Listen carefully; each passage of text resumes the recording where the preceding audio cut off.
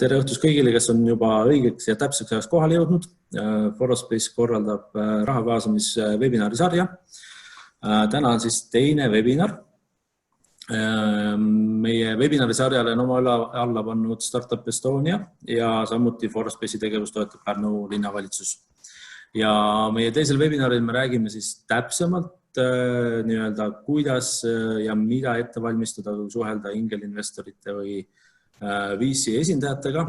Meie eelmisest webinarist Martin Koroško tegi väga hea sissejuhatuse ja üldise sellise, nimetame seda siis ABC-ks, et mida üldse ette valmistada ja kuidas mõelda enda ettevõtte ülesehitamise peale ja mida mõelda selle peale, et kui on ka vaja raha kaasata. Kes soovivad esimest webinari järgi vaadata, siis YouTube'ist Forospace'i kanali alt leiate selle webinari lindistuse ka. Ja samamoodi tänane webinar järelvaatamiseks YouTube'i läheb ülesse. Nii, aga meil on täna kaks esinejat. Esmalt Jüri Ojasaar, kes taustalt on nii tech-ettevõtete tegevjuht, ingelinvestor, ettevõtlusnõustaja, Eesti äriinglite Espani ja Eesti Riskikapitali Liidu kaasasutaja ja nii edasi ja nii edasi. Ehk siis see tegevusnimekiri läheb veel väga pikaks. Ma usun, et Jüri räägib ise ka võib-olla paari sõnaga, et mis ta kõike veel teeb. Ja meiega ühineb kuskil circa kella 7 aeg Timmu Tõkke Wolf 3D'st ja Timmu Tõkke räägib oma kogemusest siis investeeringute kaasamisel erinevates raundides ja annab sellist ettevõttepoolset vaadet. Küsimused, vastused absoluutselt saate esitada meie webinari chati.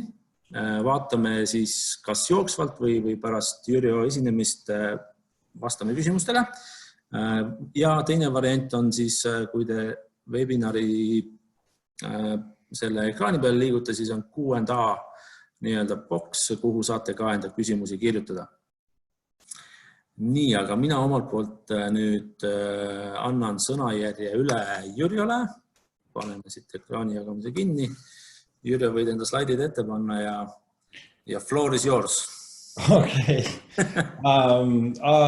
Täna väga sissejuhatuse eest ja mul on hea kuulda, et esimese webinari tegi Martin Koroško, sest et ta on Tehnopolist ja ta on tõesti väga kursis kogu selle startup ökosüsteemiga ja valdab seda täielikult ja ma arvan, ta andis väga hea ülevaate sellest.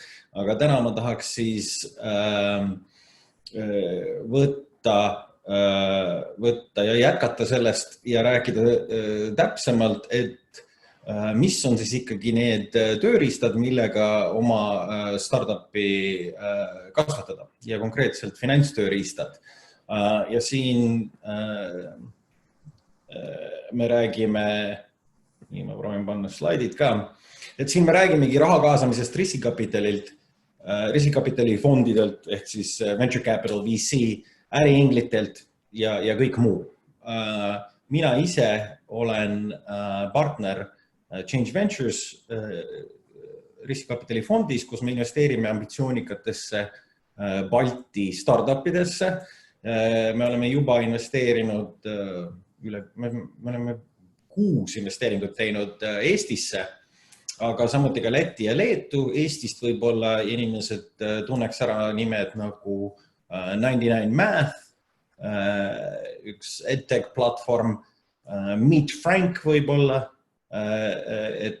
ja Timbetter ja nii mõnigi veel siin. Ja meil on tulemas ka kohe üks teadaanne, et me äsja just saime uue investeeringu Eestisse tehtud. Aga seega minu taust ongi kui äriingel ja kui riskikapitali fondis partner. Nii et kui minu juurde tullakse ja küsitakse, et okei, aga siis mis on siis õige tööriist, mis on see õige finantstööriist, siis asi on ikka nagu nende tööriistadega on, et oleneb sellest, mis sa tahad teha. Et vastavalt sellele, mis see töö on ja mida sa tahad saavutada, on olemas selleks parem ka finantstööriist tõenäoliselt. Ja kui vaadata ettevõtte kasvule, siis igas etapis on tegelikult mõistlik kasutada neid vahendeid, mis ongi loodud selleks kasvufaasiks. Sellepärast, et ma loodan, et te näete sellist lihtsustatud nagu slaidi, mis näitab erinevaid etappe nii-öelda startupi kasvust, sellest puhtalt kontseptsioonist kuni siis juba avalikul pakkumisel, IPO-l, startupi aktsiate müümiseni. Ja suur vahe on selles, et risk esimesel päeval, kui on lihtsalt mees, koer ja idee, risk on väga-väga kõrge, et sellest ei tule üldse midagi. Risk on selle 99, mingi protsendi juures, et tõenäoliselt sellest ei tule midagi välja. Aga kui mees võtab lisaks koerale võib-olla oma sõbra midagi appi, vaikselt võib juba midagi hakata tulema ja kui ta kasutab nii-öelda see friends, fools and family ehk siis sõbrad, tuttavad ja selline lähikonna raha, siis ja saab mingisuguse esmase prototüübi tehtud, siis see risk hakkab juba langema. Et mida rohkem on tehtud, seda rohkem investorid näevad ka, et mis on saavutatud ja suudavad hinnata seda riski selles projektis. Ja vastavalt faasile siis on kas nagu ma ütlesin, kas või sugulased, sõbrad, Ameerikas on loomulikult kuulus see, kuidas krediitkaardid tõmmatakse nagu viimaseni raha välja ja asutatakse sellega oma ettevõte. Aga see on see esimene faas ja sealt juba järgmine, kui on mingisugune prototüüp, siis tasub juba minna rääkima äriinglitega, kes on nii-öelda jõukamad võib-olla indiviidid, inimesed, kes on raha teeninud mingistes teistes projektides või on ise olnud startup projektides ja saanud exiti ehk nii-öelda nende ettevõte on ära ostetud ja meie jaoks seda on juhtunud juba nii Pipedrive'i kui Boltiga, et mõned esimesed töötajad, esimesed asutajad on sealt juba saanud ka exiteid nii-öelda. Et vastavalt siis sellele faasile on erinev risk ja on erinevad investorid. Aga selleks, et mitte ära unustada ikkagi, et suures mastaabis äriinglid ja resikapital on ikkagi erand. Et kui me vaatame äriingleid ja resikapitali koos, siis nad on umbes sama palju finantseerimisturust kui sellised platvormid nagu Kickstarter, Indiegogo ja kõik need teised ühisrahastusplatvormid kokku, pluss siis veel igasugused ühislaenuplatvormid. Ja kõik see kokku on ikkagi ainult umbes 10%, kui me räägime kogu rahastusest. Ja resikapital kogu sellest suurest koogist on ainult 2%. Seega tõesti riskikapitali kaasamine on päris erandlik. See ongi mõeldud ainult väga kiiresti kasvavatele ettevõtetele. Aga kui ollakse sellisel ambitsioonikal trajektoril ja ollaksegi valmis minema maailma valutama millegi uue innovaatilisega, siis ongi aeg rääkida sellest, et kust on kõige mõistlikum seda raha kaasata.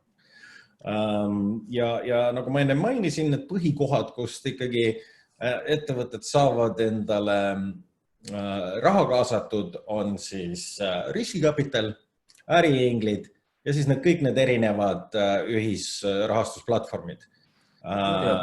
Ja need on siis... Ma korra palun, pane korra slaidid täis ekraani peale või slaidis peale. Yes. Et sealt üks riba on puudu. Vabandust. Super. Et põhiinvesteerimisallikad siis sellisele alustavale ettevõttele ongi sisuliselt 3 et siin ma olen jätnud välja igasugused valitsustoetused ja kõik muu sellise ja pangad, sellepärast, et reaalsus on, et kui sa lähed oma startup ideega panka, siis tõenäoliselt, kui sul pole ette näidata ikka mitu aastat seal käivet ja isegi kasumlikkust ja kõike muud, siis sa laenu ei saa, kui sa ei pane oma maja või midagi muud tagatiseks. Ja seega enamus ikkagi alustavatele ettevõtetele pank ei ole tavaliselt see koht, kus nad saavad abi kahjuks. Nii et need on üldiselt need kolm allikat. Ja meie fondis me oleme jälginud nüüd, Change Ventures fondis me oleme korjanud andmeid juba aastast 2016, kus me asutasime esimese fondi ja jälgime kogu aeg, kui palju üldse tehakse investeeringuid startup ettevõtetesse Eestis, Lätis ja Leedus. Ja aastast aastasse on huvitav näha, kuidas see on kasvanud ja on huvitav näha seda dünaamikat, kus 2019, kahjuks meil siin andmeid veel ei ole, aga ICO-d ehk kõik need krüptorahandused, igasugused krüptomining, kõik muud sellised asjad sisuliselt kadusid ära 2019. Et see, mis on seal oranž tulp, läks väga-väga õhukeseks. Aga õnneks teisi tehinguid tuli juurde, pre-seed ja seed, nii et see kasv on jätkunud, nii et 2019 ja 2020 on nüüd juba umbes 150 investeeringut tehakse Baltikumis, Eesti, Läti ja Leedu. Ja kui me võtsime andmed kokku kõikide erinevate tehingute pealt, mida me oleme jälginud ja ma võtsin nendest keskmise või tegelikult mediaani, siis tulid sellised numbrid, et meeldib või meeldi, olete nõus või ei ole, matemaatikas siin ei valeta, et pre-seed round Baltikumis on median round on 110 000 eurot. Et anda mingit mastaapi, et inimesed saavad aru, et teinekord, et loed uudiseid, oled blogides, siis on kõik miljon ja triljon ja miljard ja kõik on mingid ziljon numbrid. Reaalsus on see, et kui sa oled ikkagi alustav ettevõte, siis esimene tükike tavaliselt tuleb umbes 100-ga. Võib-olla mõnel on 200-300, aga see umbes 100-ga ja see on kõikide pre-seed diilidega, kõikides Eestis, Lätis, Leedus kokku keskmine nii-öelda meie andmete põhjal. Siin on mitusada tehingut taga, et suhteliselt usaldusväärne number meie turu jaoks. Nagu seed faas ehk siis semne nii-öelda iduettevõtte kasvufaas siin, see on juba suurem ettevõte. Tihti on siin juba mingi 10 töötajat või midagi sellist ja käive on kasvanud tõenäoliselt sinna 30, 40, 50 000 eurot kuus, siis need roundid, nende keskmine või mediaan roundi suurus oli 850 000. Kui võtta 2018 ja 2019 kokku ja kõik Eesti, Läti, Leedu kokku ja kõik selle kompoti keskmine seed faasis 850 000. See on nende tehingute keskmine. Nüüd läheb natukese keerulisemaks, sellepärast et A-raundi tehinguid üldse ei ole nii palju tegelikult. Et kui võtta kogu Baltikumi peale, siis meil on keskmiselt seal võib-olla 6-10 tehingut aastas üldse. Niimoodi, et kui hakata võtma neid A-raundi tehinguid ja kui ei ole 10, vaid on ainult 6, siis väga vabalt võib üks tehing visata suure jõnksu sisse, sest et Bolt või keegi saab suure raundi ja siis see läheb ülesse. Et see on natukene kõrgem number, see A-raundi mediaan, see 7 miljonit kui tavaliselt. Osaliselt see on sellepärast, et Eesti ettevõtted on ikka väga tugevad olnud, need, kes on kaasanud nii Boltid kui Moneys ja igasugu teised platvormid, nad on teinud väga suuri ja tugevaid rahakaasamist. Starship tuleb siin meelde ja Verif loomulikult. Et selliste A-roundidega läheb see number sinna 7 peale. Ja growth rounds, see tähendab, et sellised juba kasvuraundid ja millest me räägime on B, C, D või kui sa oled kuskil meditsiinis või biotechis, teinekord läheb isegi 2-kohaliseks need tähed. Aga nendes suuremates raundides nende mediaan Eestis, Lätis, Leedus kokku on 31 miljonit. Siin tuleb ka arvesse võtta loomulikult, et siia lähevad ka kõik need unicornid, sealhulgas näiteks Vinted, mis just tõstis mitusada miljonit ja sellised roundid ja siis loomulikult need numbrid lähevad üpris suureks, see 31 miljonit. Aga see on selline maastik umbes, et vähemalt peaks orienteeruma ise ettevõtjana, et nagu millise kasti mina umbes sobin ja ei ole mõtet minna tõstma A-roundi investoritelt raha, et näiteks Karma Ventures, väga toredad inimesed, Margus Uudam, väga hea sõbralik mees, aga sul ei ole mõtet minna sinna projektiga, kui sa lihtsalt ei ole A-roundiks valmis. Kui sul ei ole kuskile sellist raha panna ja ei ole plaane ega ambitsiooni, et kuidas seda mõistlikult ka ära kasutada, siis võib-olla tuleks need esimesed sammud kõigepealt ära teha ja vaadata, et võib-olla äriingel on hoopis see, keda peaks kaasama esimese investorina ja siis mõtlema riskikapitali peale ja siis juba riskikapital A-roundi peale. Aga see on selline meie andmetest ülevaade, et anda ettekujutus, mis Balti turul toimub. Ja tihti küsitakse, ja Aare, sa palusid ka, et ma annaks mingi sellise lihtsa ülevaate, et kuidas siis nad omavahel kõik seostuvad. Ja see on päris räige oversimplification, siin ma lihtsustasin kindlasti üle, aga üritasin saada ühte tabelisse, et mis on siis ikkagi kiiresti nende 3 rahaallika vahe. Ja meil on siin tabelis riskikapital kõigepealt esimeses tulbas, siis äriinglid teises ja igasugune ühisrahastus, peer-to-peer, kõik need platvormid kolmandas. Kõige suurem vahe loomulikult on selles, et riskikapital, inimesed, kellega sa tegeled, on professionaalsed investorid. Ja see pole mingisugune tiitel ega selline ilus staatus, vaid see tähendab seda, et need inimesed tegelikult vastutavad, sellepärast et nemad investeerivad teiste inimeste raha. Äriinglid investeerivad oma raha ja nad võivad teha täpselt seda, mida nad sellega tahavad ja lubavad endale mis iganes erandeid või neil ei pea olema isegi mingid strateegiad, kui nad väga tahavad, nad võivad võtta oma raha, minna ärkioskisse ja osta endale Viking Lotto pileteid kogu oma rahaga ja nad ei ole mitte mingit seadust rikkunud ega midagi halba teinud, lihtsalt lolltegu.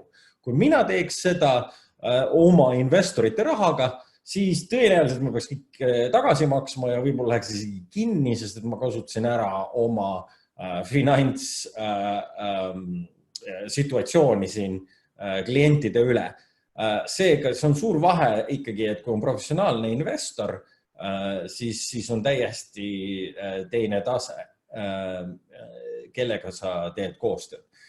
See ei ole nüüd ütelda, et äriinglitega on mingid suvalised vennad, kes lihtsalt on rikkaks saanud kinnisvaras, kuigi seda juhtub ka teinekord, aga üpris palju ikkagi Eesti maastikule on tulnud väga tõsiselt võetavaid investoreid, äriingleid.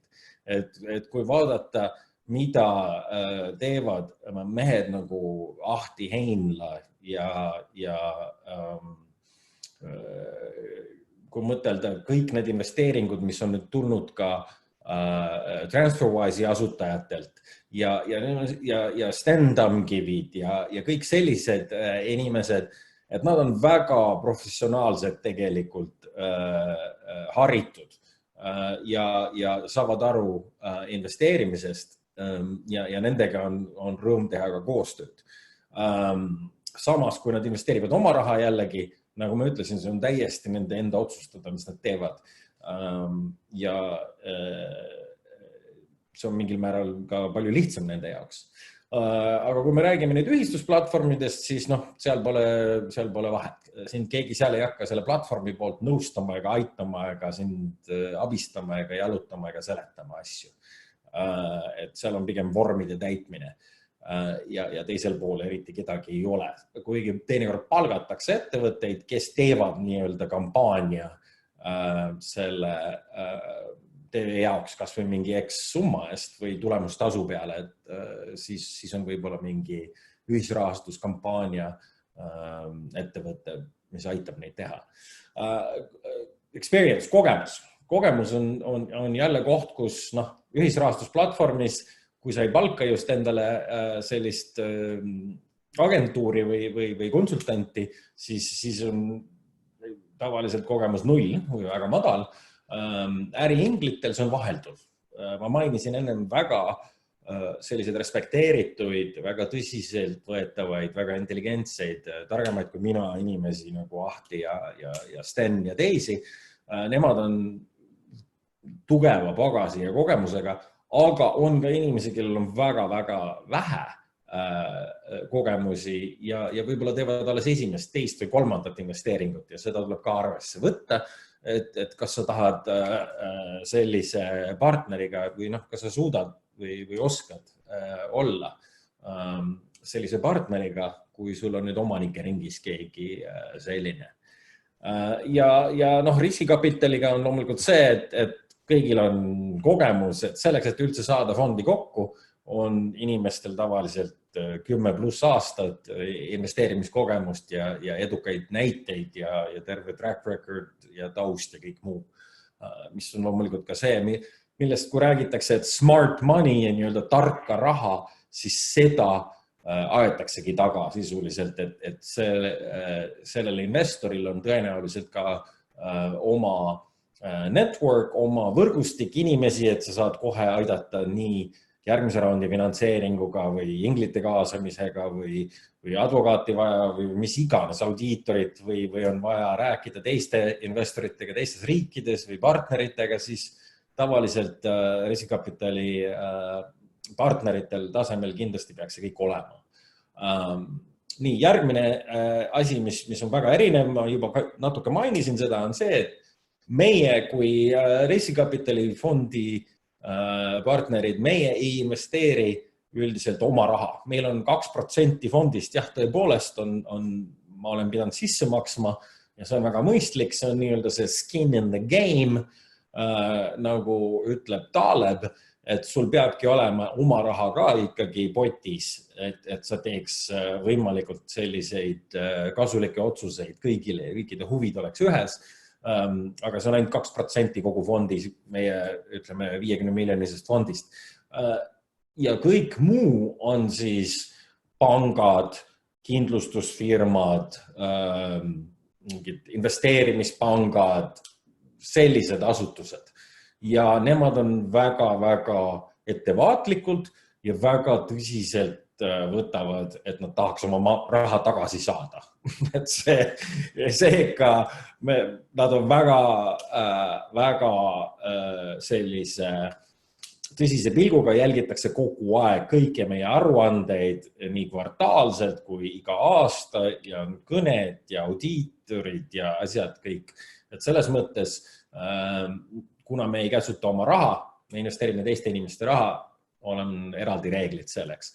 Äriinglid, nendel ei ole tegelikult reeglid, nad tõesti võivad teha, mida nad tahavad ja see on kindlasti äriingli pluss ja mida varem võib-olla ettevõtte faasis, siis selline kiirus ja võime kohe kanda see raha üle kas või järgmine päev, sest see tuleb äriingli oma kontolt, siis on üks mees või naine on ainult see otsustaja ja kui tema otsustab selle ülekande teha, siis on tehtud.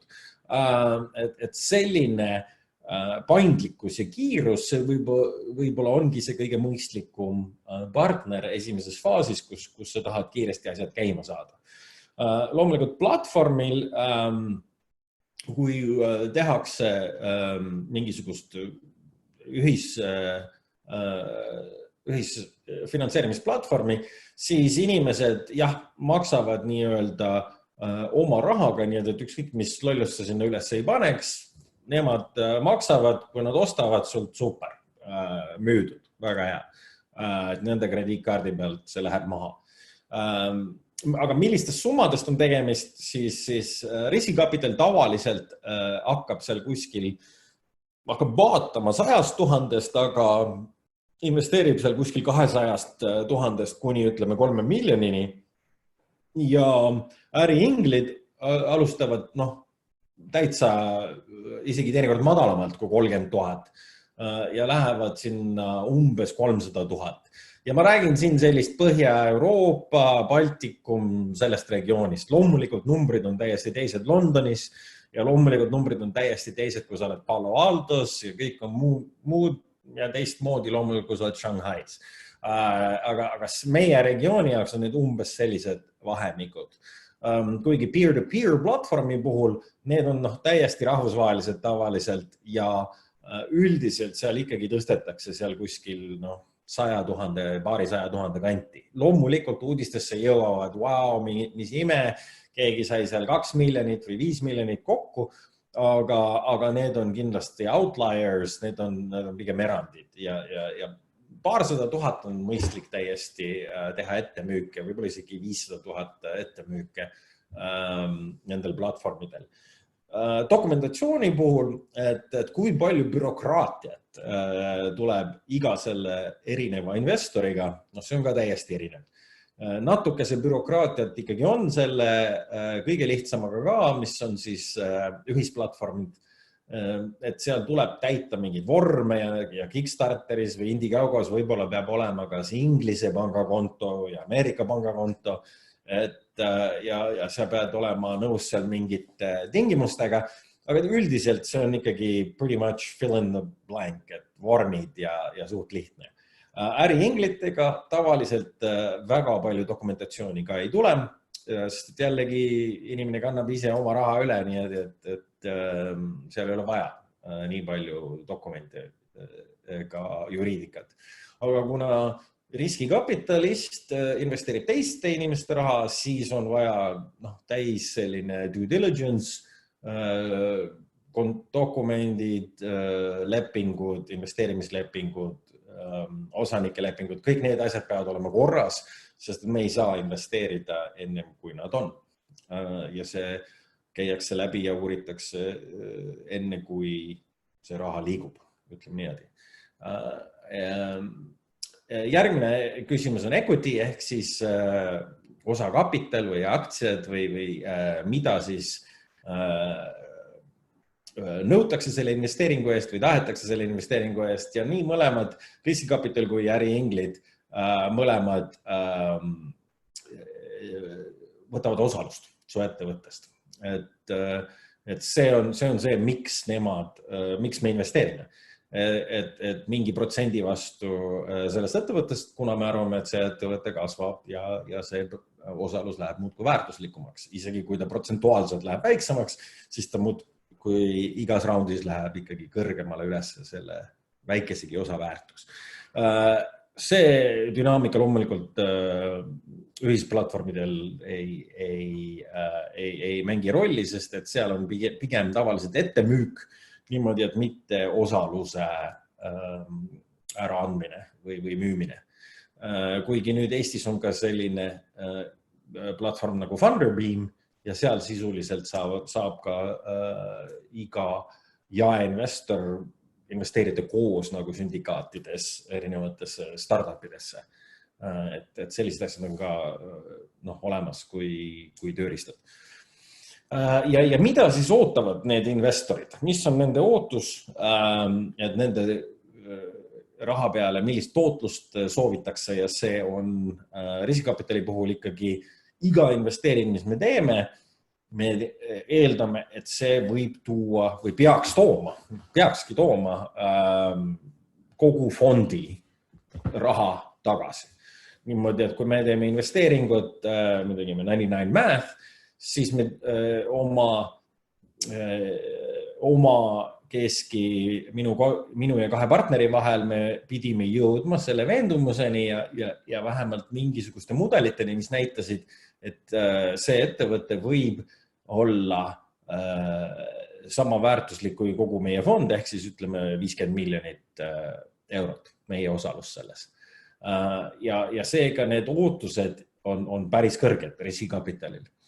Ja see osa, see tuleneb ka sellest, et kuna see on väga riskantsed investeeringud, siis 70% või ütleme pooled investeeringud tavaliselt ei tule välja, et nad on väärt 0, ütleme sisuliselt meie jaoks pärast 5 aastat ja 10 aasta peale, mis on meie fondi täielik pikkus, tavaliselt joonistub välja, et 1 või 2 on sellised, mis annavadki väga kõrge kordaja ja kõik muu kas ainult teenivad oma raha tagasi või mitte isegi seda.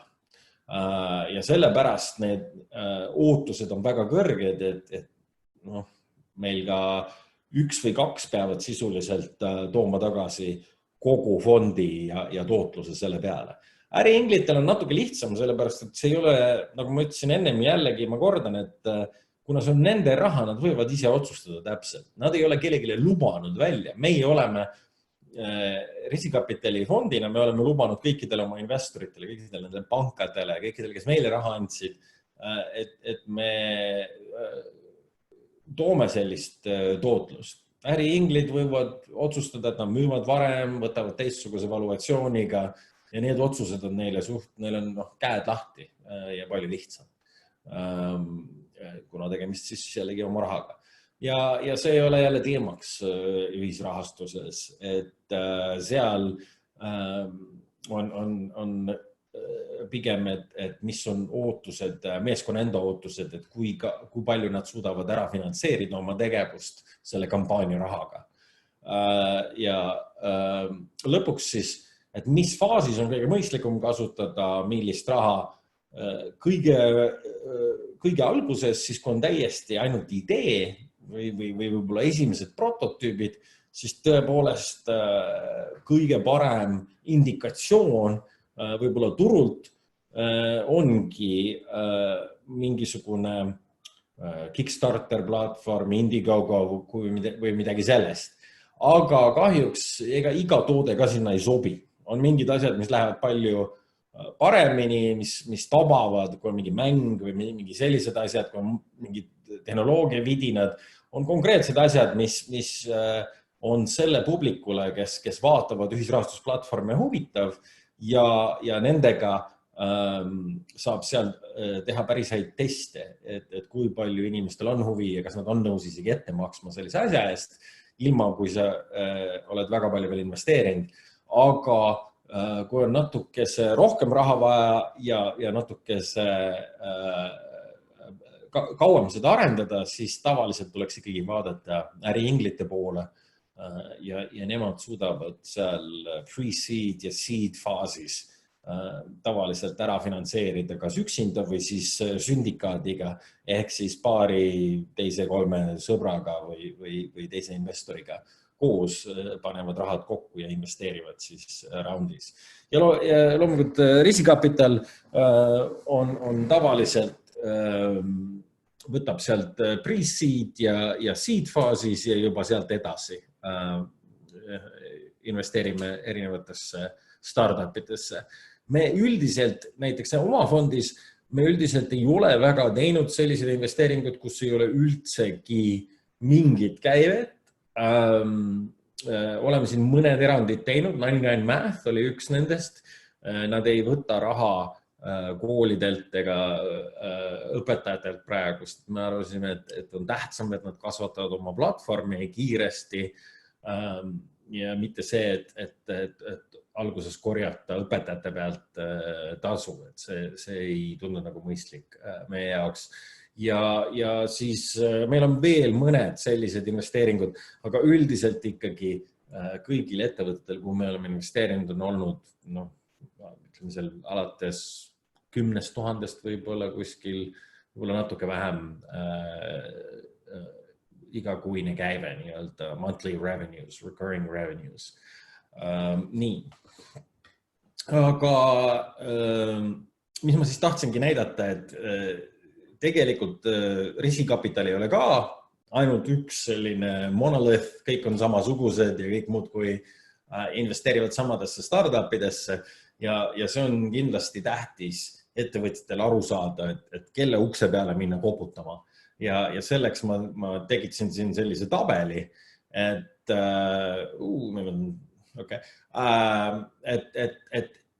igaüks saaks kind of paigutada ennast nendesse lahtritesse, et mis faasis nad võiks olla ja raha tõsta ja kui palju peaks olema käivet. Et seal pre-seed faasis üldiselt me vaatame ettevõtteid, mis on seal 0 kuni 10 000, ideaalis ikkagi seal kuskil 7, 8, 9, 10, mitte 0. Ja sellise ettevõtte investeering, kogu investeerimisraund on tavaliselt 100 kuni 500 vahel. See on selline esimene tõsine investeerimisraund startupile või alustavale ettevõttele. Järgmiseks tuleb seed round ja siin investorid juba ootavad natuke rohkem ja see on enamus, need numbrid on ka jälle siin Baltikum, Nordics, et selline regioon. Need numbrid on kindlasti kõrgemad ja oodatakse rohkem nii Londonis kui New Yorgis kui Silicon Valley. Aga meie regioonis saaks tõsta seed round investeeringu kuskil seal 500 000 kandis, kui sul on 40-50 000 monthly recurring revenue ehk siis igakuist käivet. Ja A-roundis oodatakse seal kuskil 100 000 eurost käivet. Ja tavaliselt, kui minnakse A-roundi kaasama, siis tegemist on sellise 3 kuni 10 miljonit roundiga. Ja sealt edasi kõik need Boltid, TransferWise'id ja nii edasi, kõik nende jaoks, need numbrid muudkui lähevad ülesse, aga et sinna B-roundidesse jõuda, on vaja juba $1 miljon pluss tõenäoliselt käivet ja need roundid lähevad astronoomiliseks suureks. Et Eestis on tegelikult, ma arvan, palju häid näiteid meil veab selles mõttes, et meil on super ettevõtted nagu Starship ja TransferWise ja Pipedrive ja Money's ja Bolt ja Skype, kõik, kes on käinud seal kõige kõrgemas otsas ära ja A-rounde teinud suured A-roundid nagu Verif ja Funderbeam ja suured seed roundid ja tegelikult A-round ka Scoro, seed roundid nagu Testlio ja Fractory ja meie 99math oleks hea näide sellisest pre-seed ettevõttest, kuhu me oleme investeerinud. Ja siis loomulikult ettevõtjad tahavad teada, et et tore, sellised raundi suurused, aga kui palju sa siis tahad minu käest saada osalust igas raundis. Eks need asjad, see väga oleneb iga fondi puhul, igal fondil on oma strateegia, igal partneris, iga fondi sees on oma strateegia, aga siin on selline kokkuvõte erinevatest andmetest kogutud, Crunchbase ja muu, et kui palju Ameerikas eeldatakse igas raundis millist osalust. Ja reaalsus on, et ega seal äriinglite esimeses raundis kuskil 10% on mõistlik. Teinekord juhtub sedasi, et hea meeskond teeb huvitavat asja, aga neil tõesti raha ei ole. Lähevad sinna oma onu Heino juurde ja onu Heino on ainukene koht, kus nad vist raha julgevad küsida või saada. Ja neile öeldakse, et näe, okei, et 30-40% või ma tahan pool. Ja kui see otsus on ära tehtud ja et sa oled oma pool juba ära andnud selle esimese investeeringuga, siis kahju tõdeda, et pärast seda enam tõenäoliselt riskikapital kindlasti ei saa enam sisse tulla ja tõenäoliselt tõsisemad äriinglid ka ei saa tulla sisse, sest et seal pole lihtsalt enam ruumi. Et sellepärast tasub mõtelda läbi, et kui mitu raha kaasamist üldse see ettevõte planeerib ja peaks tegema, sest et esimene round on mõistlik kuskil seal 10-15, siis seal pre-seed roundis ka võib-olla 10-15, selleks, et oleks võimalik veel seed või A-round tõsta, et oleks kõigi jaoks veel ruumi. Ja miks ma räägin ruumist siin? Sellepärast, et startupi vedada läbi nende raskete aegade on paras pingutus. Ja kui meeskonna liikme osalus hakkab sinna promillidesse minema, siis tekib paraku teinekord selline kiusatus, et you know what? It's your problem. Ja järsku selle startupi ettevõtte probleemid muutuvad minu probleemiks ja see ei ole ka hea. Et ikkagi kõik need asutajad peavad tundma, et nende skin is in the game ja et neil on päriselt seal oluline, tunnetatav, mõistlik osalus. Et kui asjad lähevad hästi, et siis sellel on ka tõsine väärtus exiti mõttes. Ja sellepärast tuleb olla mitte kitsi ja mitte ajada mingid numbrid hullult taga, aga mõtelda läbi, et need esimesed 1, 2, 3 investeeringud, et sa ei annaks ära seal rohkem kui, ma ei tea, 30% või midagi umbes kuskil seal kokku. Sest et kohe nagu asutajate, founderite osalus hakkab kukkuma alla 50%, siis tõenäoliselt enam ei ole võimalik selle A-roundi või sellist tõsisemaid raunde kaasata, sest lihtsalt ei ole enam piisavalt ruumi. Sest A-roundis korralikud investorid eeldavad, et nemad saavad 20%. Ja selleks lihtsalt ei ole enam ruumi ja siis keegi peab oma osadest ära andma ja asi läheb väga keeruliseks, sest et keegi ei taha midagi enam jagada tagant järgi. Et sellepärast tuleks need raundid natuke läbi mõtelda strateegiliselt enda jaoks ja positsioneerida niimoodi, et nii investoritel oleks piisavalt osalust, et nemad viitsivad edasi jännata teie ettevõttega ja aidata ja nõustada ja otsida partnereid ja otsida uusi investoreid, et see on piisavalt tähtis nende jaoks investeeringuna, kui selle meeskonnale, et nende osalus on piisavalt suur, et nad töötavad edasi ja näevad, et kui suur see ja kui tõsine see tulevikuväärtus on nende osalusel. Et kokku võtta nüüd, et kogu see riskikapitali raha kaasamisprotsessi, siis ma ütleks, et see on kuskil seal 2-7 kuud.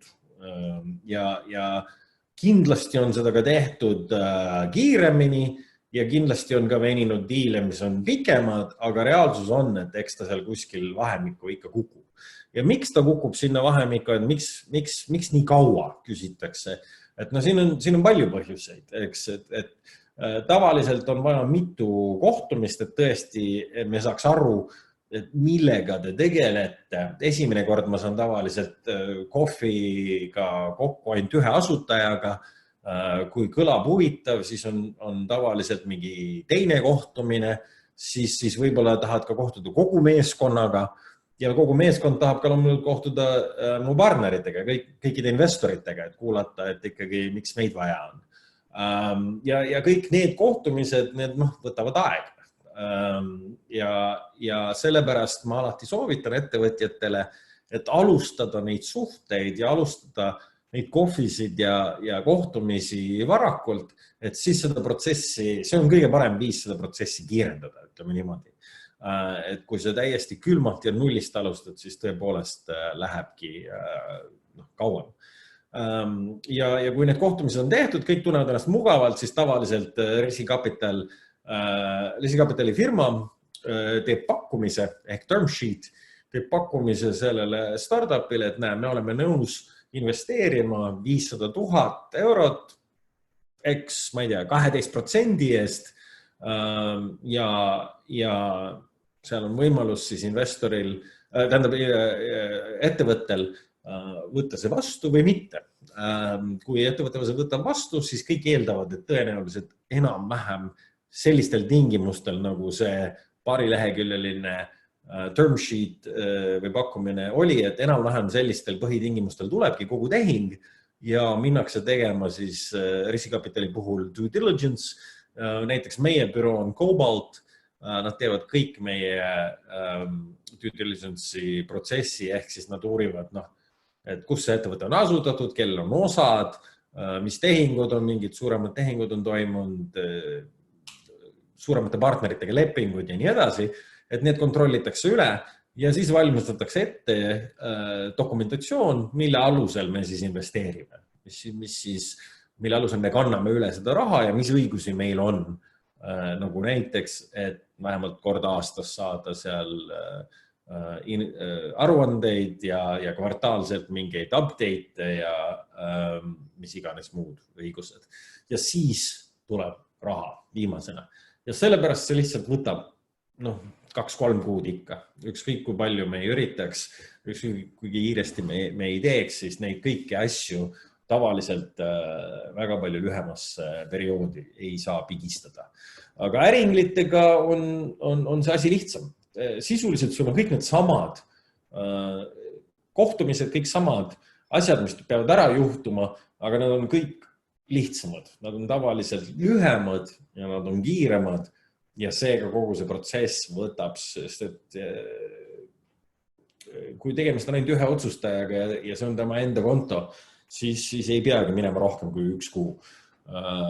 Ja need rahad liiguvad üpris kiiresti võrreldes riskikapitaliga, kus me peame veel küsima oma investorite käest lõpuks ka seda raha ennem, kui me saame selle sinule üle kanda ettevõtjale.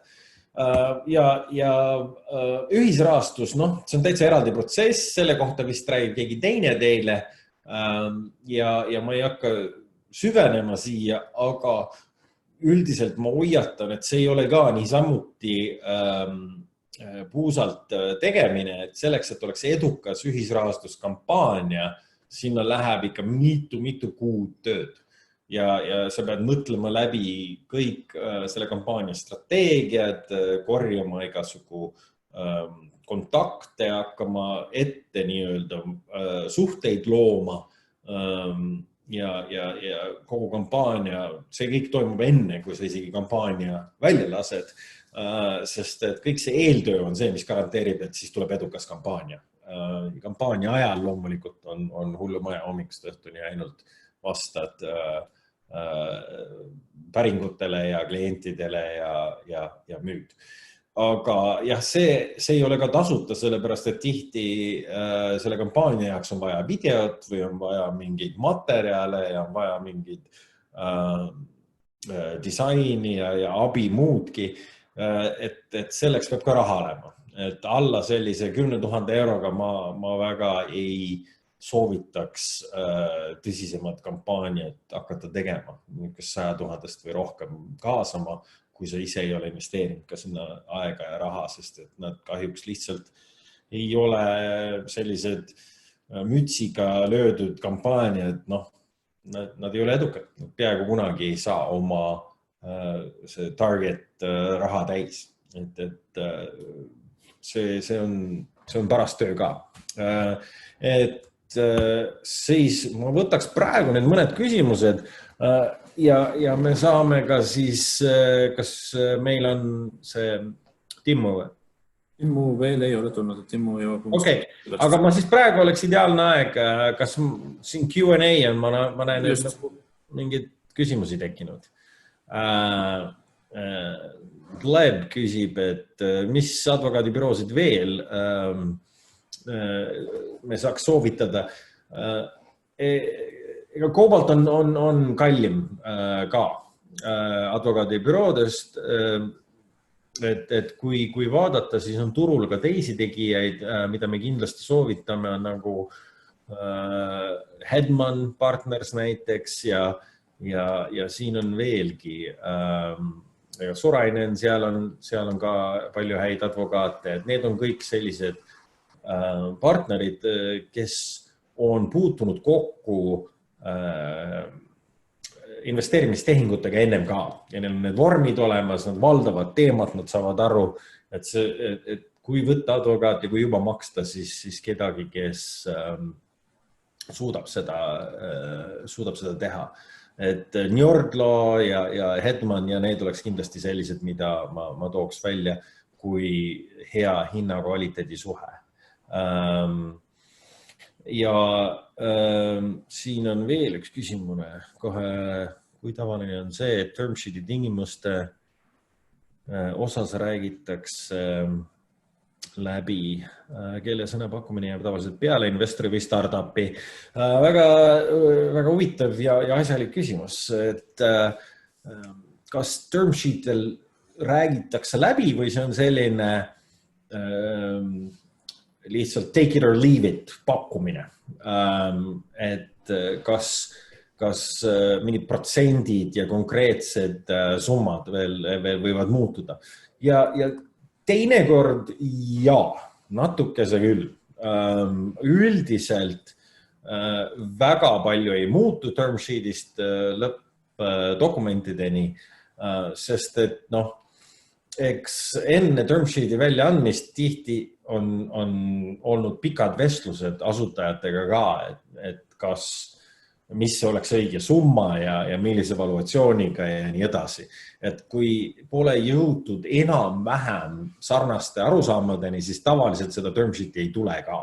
Et kui sul pole neid vestlusi olnud, siis ei tasu seda term sheet'i oodata, sest et see pole väga reaalne, et kohe tuleb nüüd mingi pakkumine, kui keegi pole suga isegi rääkinud sellest, et mis võiks olla valuatsioon. Aga muudetakse küll ja seda on mõlemid pidi, et küsimus oli, et kas üks või teine jääb peale. Seda on mõlemid pidi läinud, et teinekord tuleb meie taustauuringutes, due diligence tuleb midagi välja, kus ei ole, seal on mingid konkreetsed probleemid, mis tuleb veel lahendada, intellektuaalset omandit osta välja või mis iganes. Et see võib mõjutada tehingu hinda küll või valuatsiooni. Ja teisalt on teinekord on väga edukad startupid, kui nendel läheb hästi, siis nad võivad saada mitu term sheet'i ja neil on mitu tükki laual ja nemad muutuvad selleks, kes nii-öelda valib. Ja siis võib-olla tõstetakse isegi neid numbreid nii-öelda ettevõtja kasuks. Et selles mõttes küsimus oli, et kas üks või teine võidab, see oleneb. Et kui ettevõte suudab panna ennast sellisesse positsiooni, mida tegelikult iga ettevõte peaks proovimagi, et neil oleks vähemalt üks konkureeriv pakkumine, siis nad tõenäoliselt saavad turuhinda. Et siis kui on ainult üks pakkumine ja see on ainuke koht, kust raha tuleb, siis tavaliselt see on raske ütelda, kas saavutati turuhinda või mitte. Nii, oota, Timmo, ma näen, et sa oled seal, et ma veel võtaks ühe küsimuse veel, võib-olla siit vaatame. Kiirelt oled sa? Mis oskustest tavaliselt idufirmades on puudu? Oli selline Viljar Puusepa küsimus, väga mõistlik. Ma ütleks programmeerimisoskustest ja müügioskustest. Et kõik tahaks hirmsasti juhtida, mis iganes see tähendab. Et nagu see ingliskeelne väljend küll, et Eestis eriti mõnes kohas siin Tallinnas tundub, et so many chiefs, et nobody wants to be an Indian. Et kõik tahaks midagi juhtida, aga keegi ei viitsi siis actually seda koodi kirjutada või need release'id teha või need postitusi actually panna ülesse. Aga kõik juhiks kuskilt suurelt tornist. Et selles mõttes neid, kes suudavad nagu päriselt teha neid kampaaniaid, mis on edukad, sellised ala Purde ja sellised, neid on väga vähe, neid inimesi. Ja seda talenti on alati vaja juurde ja teine siis on, et code, et päriselt sa suudadki koodi kirjutada, eks, ja kvaliteetset koodi. Et see on võib-olla 2 kõige suuremat puudust, mis üldse nagu talendi mõttes ja meeskonna mõttes on. Vaatame kiiresti veel, on siin võib-olla üks küsimus. Kas on juhtumid, kus viimasel hetkel investor hüppab ära, mis peab valesti minema? Jaa, seda on nüüd juhtunud siin, mis peab juhtuma? Koroona näiteks, kui see juhtub, siis on nii mõnigi investor hüpanud ära siin hiljuti tehingutest. Kui ütleme, et kui term sheet on laual, et mis peab minema, mis peab valesti minema, et investor hüppaks ära, kui on mingi oluline vale selgunud, ütleme, või mingi selline, see ei ole enam liialduseks, et et okei, me võib-olla suudame kasvada 20%, vaid ütleme, et sa ütled, et ettevõttena ütled, et sul on partnerleping Microsoftiga allkirjastatud järgmiseks aastaks 12 000 eest. Ja kui seda ei ole olemas, seda lepingut päriselt, siis, ja see tuleb välja, siis ma pean küsima, et kas see on inimene, keda ma saan usaldada enam, eks, et ja kas ma saan temaga tööd teha enam tulevikus ja mis ta mulle veel valetas, et kui ta ainult sellega vahele jäi, et mida ma veel ei tea. Ja siis ma kahjuks pean hakkama kõike kahtlustama ja see ei ole hea nagu suhe investori ja ettevõtja vahel. Ja sellepärast mingid sellised pettused ja sellised või näiteks keegi sa vannud, et kõik meeskonna liikmed on nüüd committinud ja kõik töötavad siin startupis, linna peal tuleb välja, et tüüp just võttis palgatöö vastu ja tegelikult hakkab seda ainult õhtuti tegema. Ja sul on järsku täiesti teine meeskond, eks, et see võib olla ka näiteks asi, et mis võib valesti minna, et miks tehingust nagu välja astuda. Kas Eestis kasutatakse asutajate optsioone? Jaa, optsioone kasutatakse kindlasti ja need, kes on targad, need saavad optsiooni väärtusest aru ja selliseid töötajaid sa tavaliselt endal tahadki. Nii, üks kiire küsimus veel. Mis on tavaline edukus rate erinevate raundide vahel? Väga hea küsimus. Ma olen vaadanud neid andmeid, et näiteks pre-seedist seedi ja siis seedist A-raundi, et mis on see funnel, et kuidas neid inimesi kukub ära, eks, et kuidas startup kukub ära.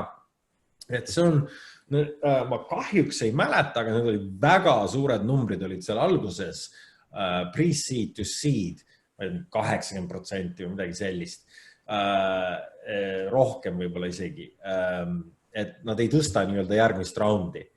Aga huvitav punkt siin on see, et tavaliselt pärast A-raundi on tõenäolisem, et ta tõstab järgmise raundi kui mitte. Nii et kui sa kuidagi ennast A-raundi välja venitad, siis hakkavad juba kõik statistika ja tõenäoliselt nii-öelda sinu kasuks töötama. Aga enne seda on väga-väga raske nende raundide vahel on üle 50% kindlasti. Iga raundi vahepeal lõigatakse ära. Nii.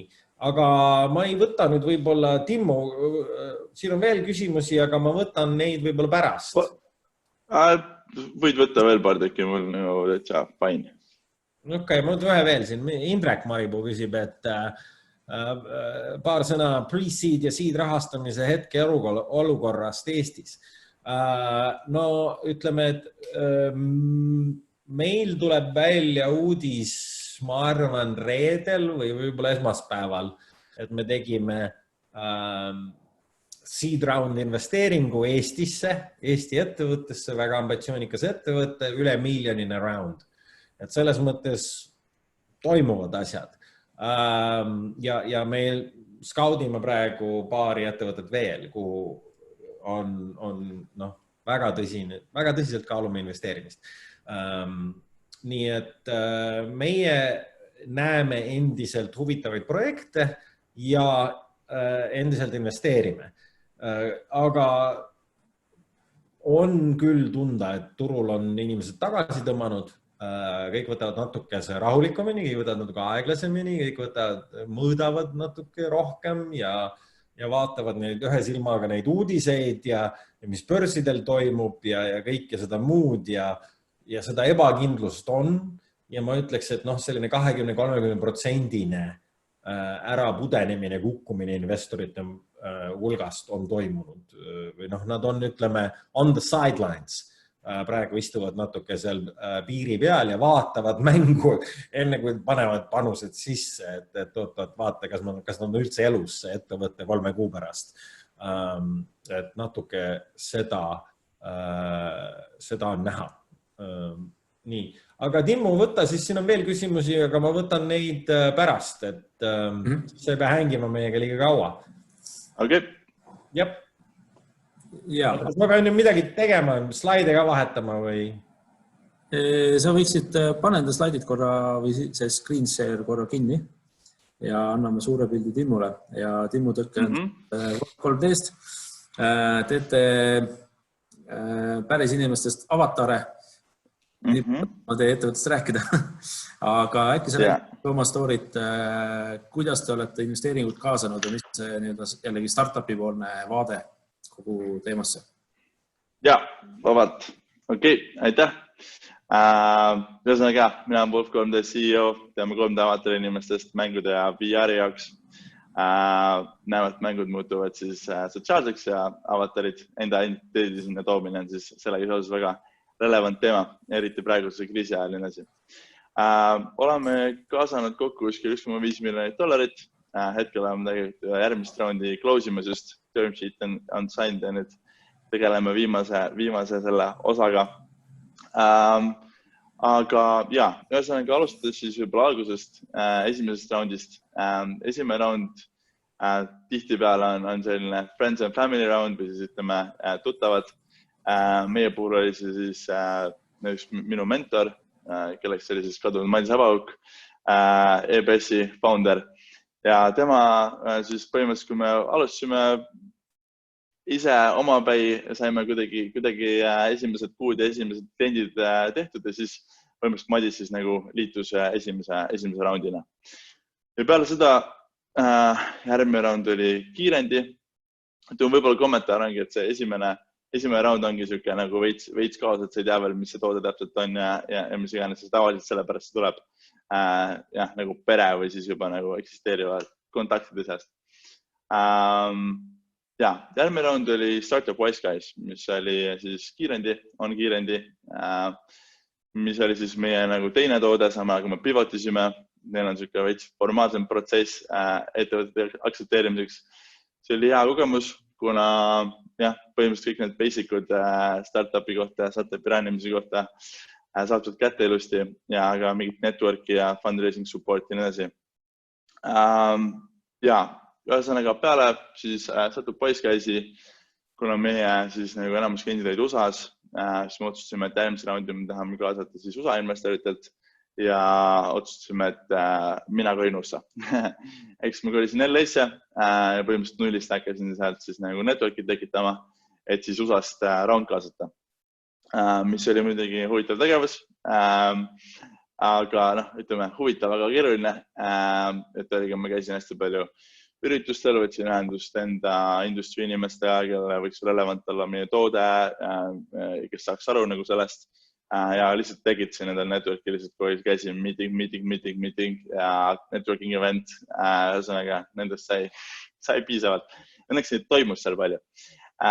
Ühesõnaga siis ütleme 6 kuu jooksul me suutsime siis tekitada USA-s piisavalt suur networki, et jah, kaasasime sealt järgmise raundi, osa me tegime tegelikult crowdfundinguga, mis oli siis läbi platvormi, mille nimi on Seed Invest, see on USA kõige suurem crowdfunding platvorm. Ja, ehk siis me tõime ise ingleid, kelle me siis oma selle nagu tekitatud networkist põhimõtteliselt saime läbi introte, mis oli siis mingi 500 või 600 000 ja siis sinna lisasime 200 000 läbi selle crowdfunding platvormi. Crowdfunding on kommentaar võib-olla on see, et see on hea asi, mida teha, kui sul on consumer toode, millel on vaja nagu mingisugust esimest gruppi inimesi, kes on väga involved on ju ja aitavad promotida seda ja selles suhtes see on nagu kindlasti soovitused. Ja see on, Eestis on muidugi Funderbeam ja Fundwise ja see on nagu, nüüd on see palju rohkem develop nagu ala, et tasub kindlasti vaadata. Aga ikkagi suurem osa sellest raundist tuli Ingrid investoritelt. Ja ühesõnaga siis ma tegelikult tulin hästi tagasi, ehtsime siin tootetiimi ja arendasime toodet, tegime palju vigu, õppisime palju asju ja siis põhimõtteliselt tegime ühe raundi veel, mis oli siis nagu bridge round, mis oli 400-500 000, mis oli siis Eestist põhimõtteliselt Eesti ja Euroopa ingrid, kes oli ka läbi meie networki. Kindlasti juba mainiti siin, aga üks tähtis asi on see, et alati tasub küsida introt investoritele, siis nagu lihtsalt kellegi kirjutada, ütleme, success rate on väga madal, et keegi sulle vastab esiteks ja kui isegi vastab, siis nagu seal ei ole mingit trust'i ja mingit established. Aga hea asi on see, et iga aastaga, mis sa nagu startup businesses oled ja käid ja tutvud inimestega, sinu network laieneb iga raundiga, iga aastaga läheb selle nagu see asi nagu lihtsamaks. Aga ühesõnaga tegime bridge roundi, eesmärk oli siis ehitada põhimõtteliselt viia toode turule ja otsus oli see, et peale seda raundi me saame nagu profitabliks või nagu cash flow positiiviks ja kasvame orgaaniliselt nii kaua, kui meil on selge, mis see nagu skaleerimise plaan on ja mis see täpselt turg on ja kes on nagu meie klient ja kõik see nagu asi on välja mõeldud. Et kas see või siis nagu it's not gonna happen. Ühesõnaga, peale seda raundi, mis oli siis 2018 alguses, me ehitasimegi tegelikult uue toote, mis on meie praegune toode ja peale seda siis asjad nagu hakkasid päris hästi minema. Me oleme praegu $1.5 miljonit close inud revenue'd sellest aastast peale, mis on siis natuke rohkem kui aasta. Ja oleme siis hetkel järgmist raundi kaasamas, mis on siis juba VC round. Et see on mitu VC-d involved ja sellega close imisega hetkel tegeleme, mis jäi nüüd täpselt kriisi peale, aga õnneks meie business läheb kriisiga ainult paremaks. Nii et see on minu lühike ülevaade meie erinevatest fundraising roundidest. Hea meelega võin detaili juurde anda. Aitäh, Timmu. Võib-olla anname hetkeks sõna Jürile tagasi küsimuste vastamiseks ja samamoodi siis kõik meie kuulajad saavad Timmule küsimusi kirjutada samal ajal. Ja, ma võin seni võtta siin Triin Ilvese küsimus oli üks järelküsimus. Et kas see suur ärakukkumine, mida ma mainisin, pre-seed, seed ja seed to A-round, et millest see tuleneb, et kas on sellest, et ei kaasata tarka raha? See oleks tore vastus ütelda, et et kui sa ainult tarkade inimestega räägiks, siis kindlasti jõuaks järgmisse raundi, aga see ei ole tõenäoliselt nii otsene seos.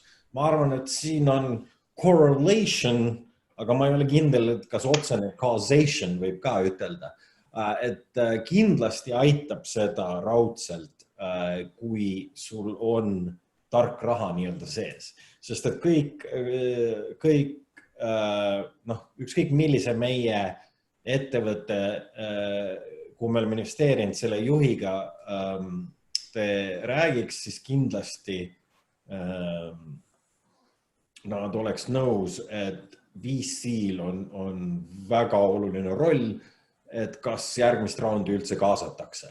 Sest et see, kas VC on nõus oma maine, oma nime, kõik oma soovitused, oma kontaktid panema mängu sinu ettevõtte nimel ja jaoks, et sa suudaks seda raundi tõsta, see mängib väga suurt rolli, et kas see järgmine raund tuleb.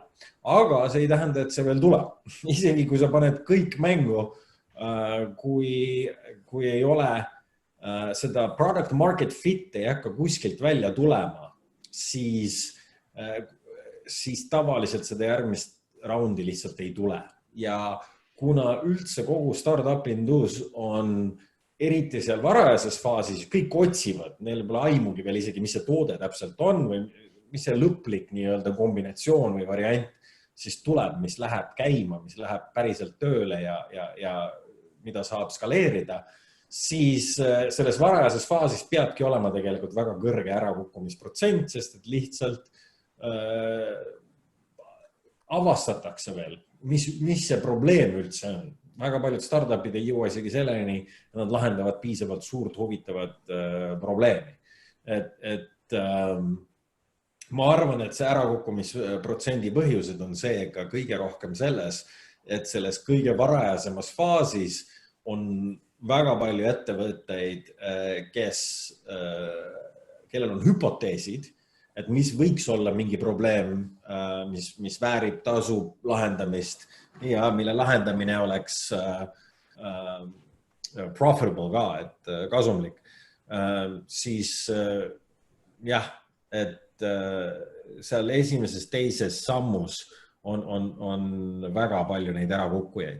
Aga nagu ma mainisin, siis A-roundist edasi tegelikult peaks olema juba mingisugune product market fit olemas ja need, kes kaasavad A-roundi, peakski mõtlema selle peale, et kas neil on tõesti olemas, sest et tihti need investorid ootavad sõna otseses mõttes. Ma olen kuulnud inimesi, kes mitmeid investoreid, kes ütlevad, et see on nagu coin machine, eks, et peaks olema juba selge, et näe, ma panen 1 euro siit ülevalt sisse ja mulle tuleb nii mitu klienti ja nad on väärt 3 eurot. Ja mul on vaja sinu riskikapitalisti raha selleks, et seda masinat replikeerida.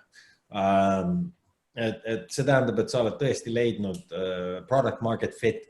Teine huvitav seletus, et mis on product market fit, ma lugesin kuskilt, ma ei mäleta, üks oli naisinvestor vist Ameerikast.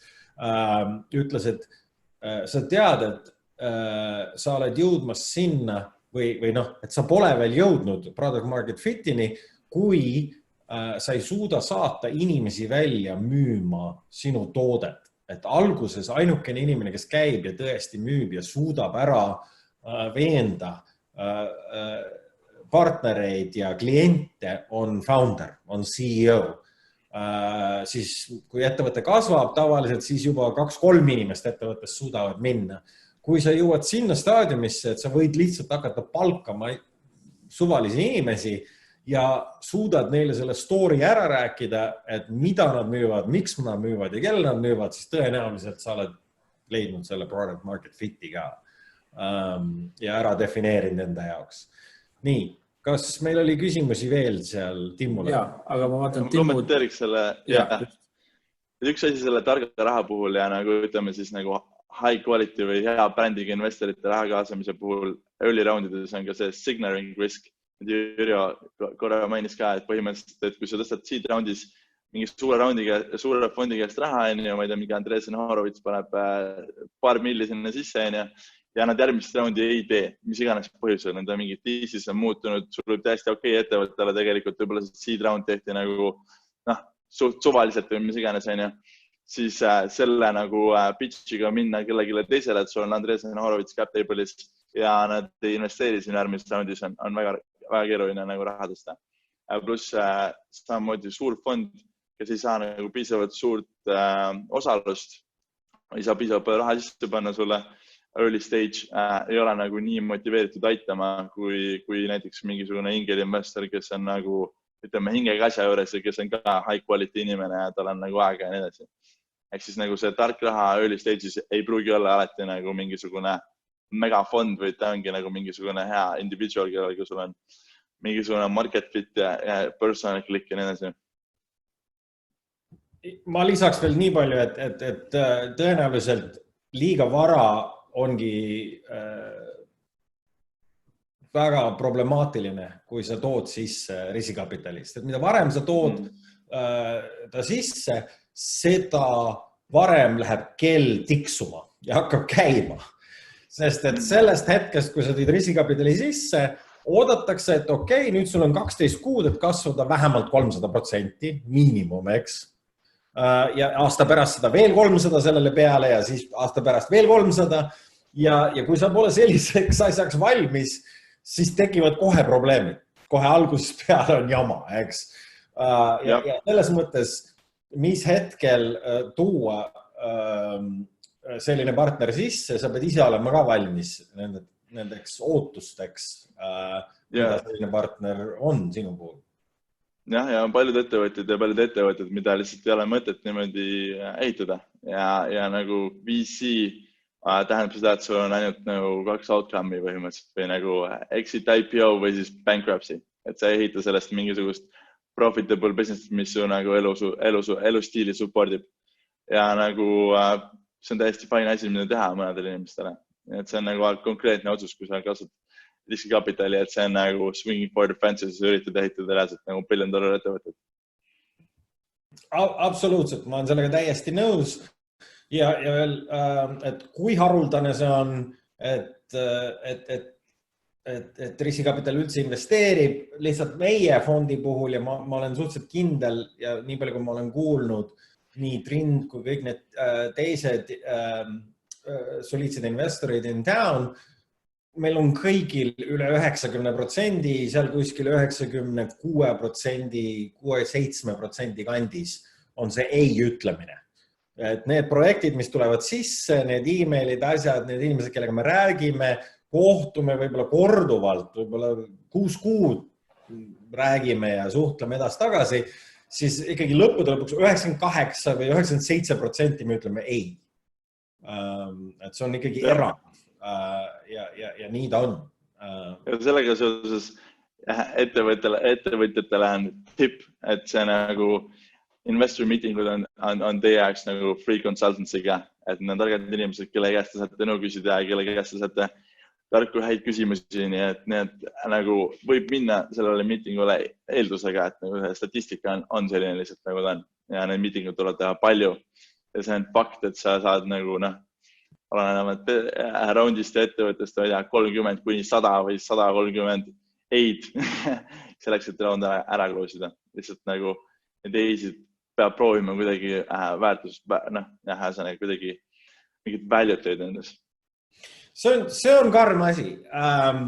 Ja see on üks asi, mis ma arvan, et on väga raske paljude ettevõtjate jaoks.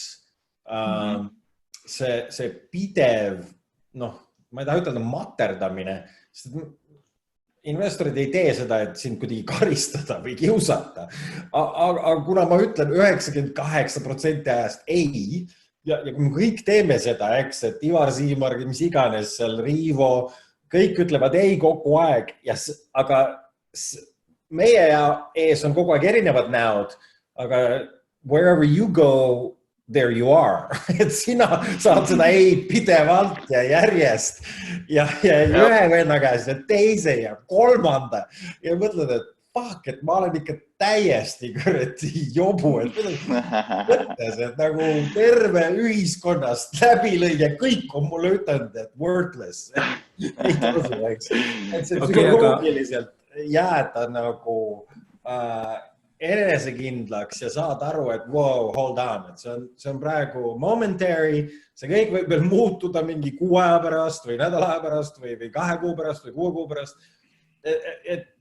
Aga see on jube raske nagu hoida seda distantsi psühholoogiliselt ja mitte hakata tundma halvasti ennast.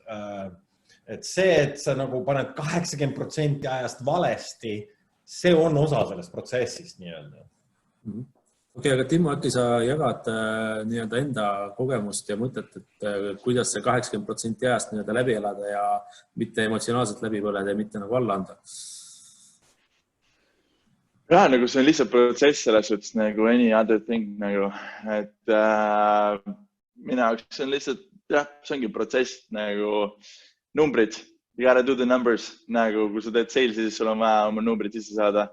Et olla piisavalt palju ära konvertida ja samamoodi on see ka sales protsess selles suhtes, et nagu minu jaoks on see nagu selles suhtes nagu muidugi keegi ütleb sulle ei, keda sa väga tahaksid, et investeerib, see on nagu paha, aga ütlen nagu iga roundiga, iga aastaga see nagu rollercoaster läheb aina sirgemaks, et see lihtsalt nagu harjutada sellega ja see on nagu ütleme nii, et see ei ole nagu väga emotsionaalne kogemus enam selles mõttes, et see on nagu you just do it nagu. Ja ma ei tea, mul pole ka niisugust tunnet tulnud, et tahaks kuttida, kuigi nagu selle USA roundiga me tegime kindlasti üle 100 investori, kindlasti üle 100, nagu me luba ju käis, me kokku mingi 120 pitch äkki või niisugust, nii et nagu see õpib pitchima 120 pitchiga esiteks ja teiseks nagu see on hea stamina mis tekib terveks eluks selles suhtes, et it just work. You gotta put it in. That's it now. Yeah, in a perverse way, need, kes suudavad selle Timmu attitude'i nagu võtta, need ongi tavaliselt ka edukad, sest nad suudavad ka müüa, sest see on seesama strateegia, müügistrateegia. Enamus maailma ei osta sult seda toodet, eks? Ja sa saad väga palju ei.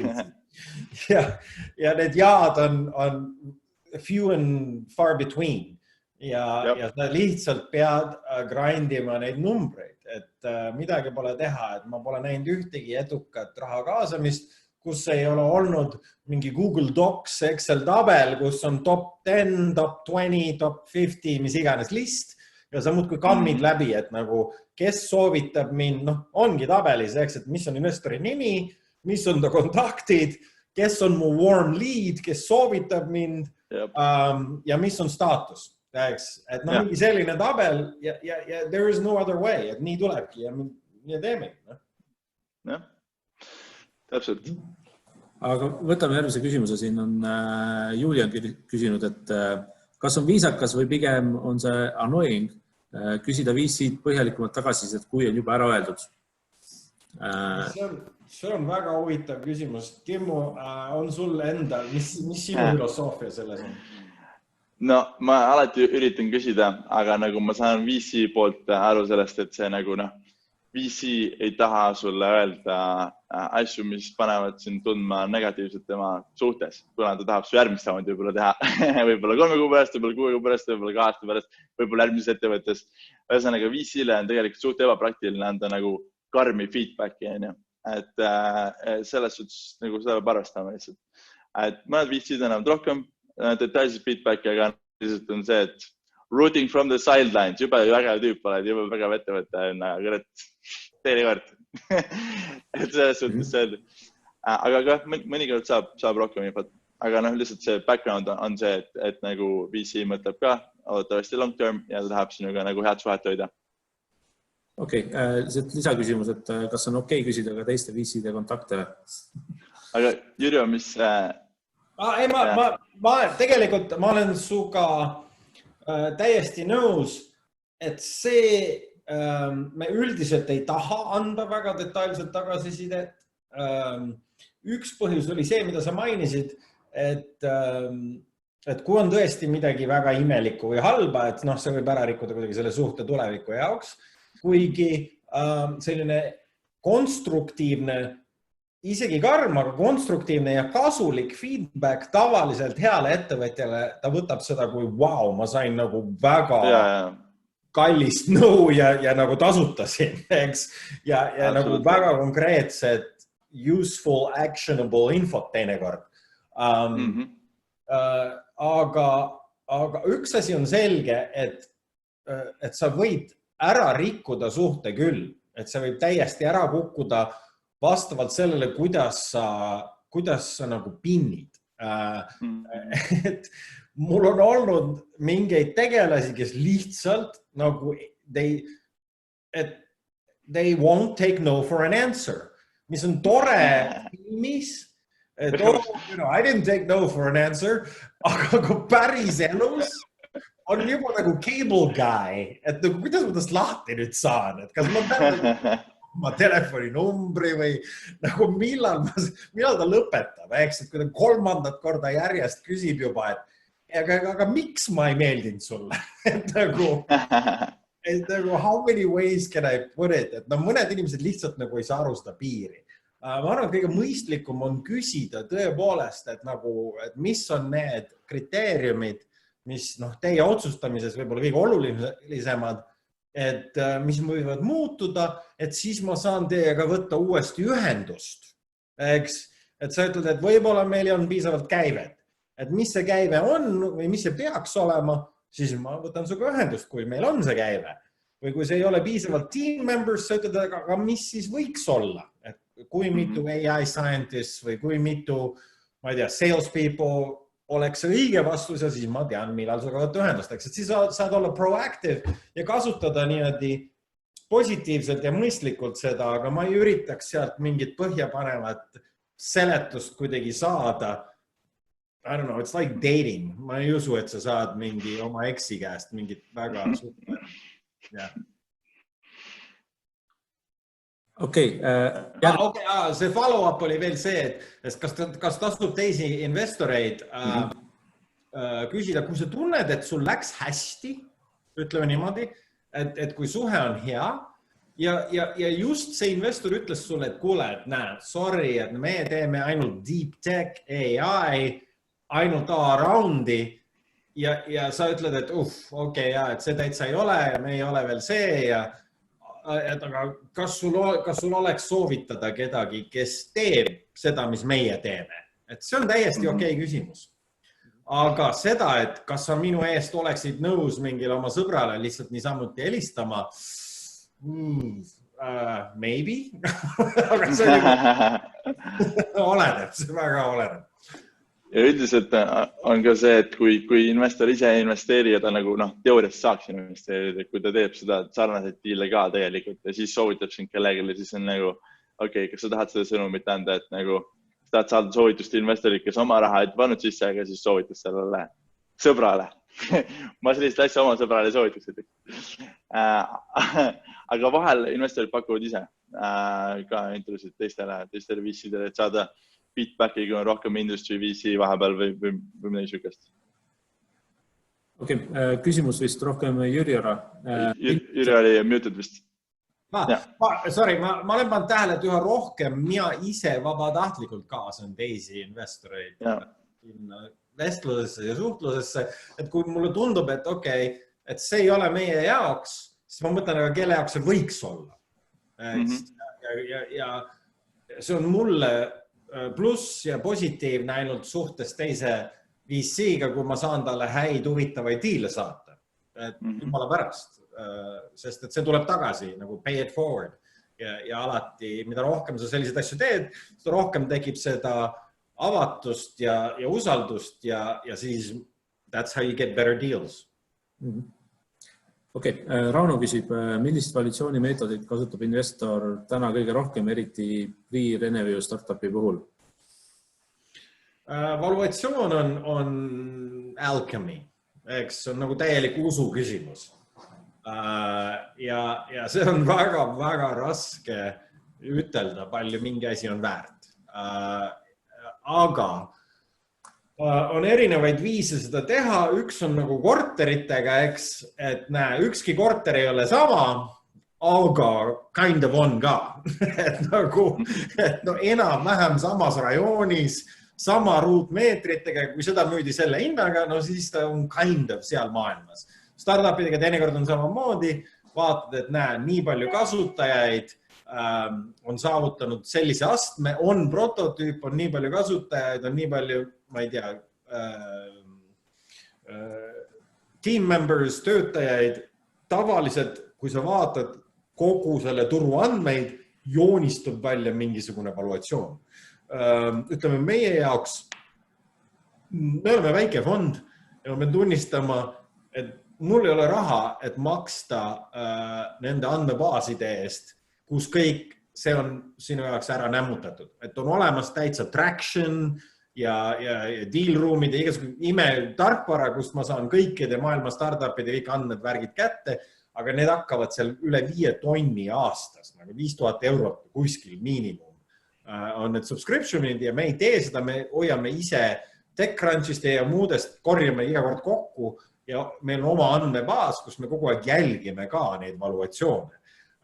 Ja sealt tulid ka need andmed, mida ma slaidides ennem näitasin, et palju on mediaan pre-seed, palju on seed ja nii edasi.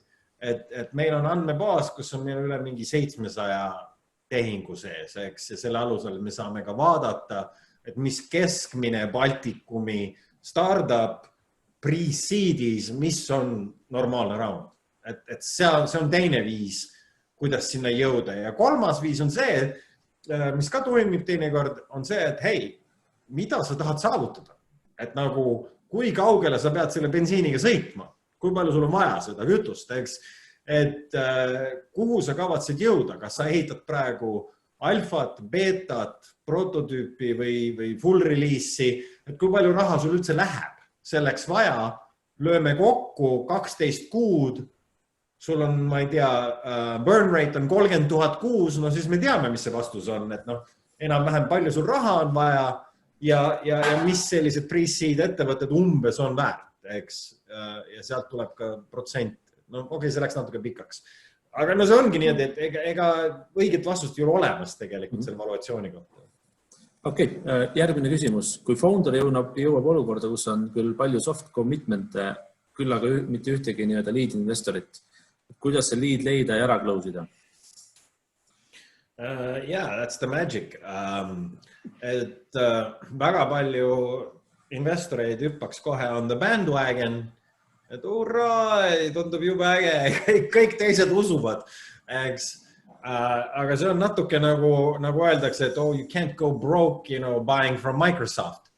Et ma saan ütelda, et no Ahti Heinla ka investeeris, ma ei ole ainuke loll, et mida rohkem hüppab neid ingleid sinna peale, siis sul tekib mingisugune weird social nagu proof, et näe, ongi jube hea mõte.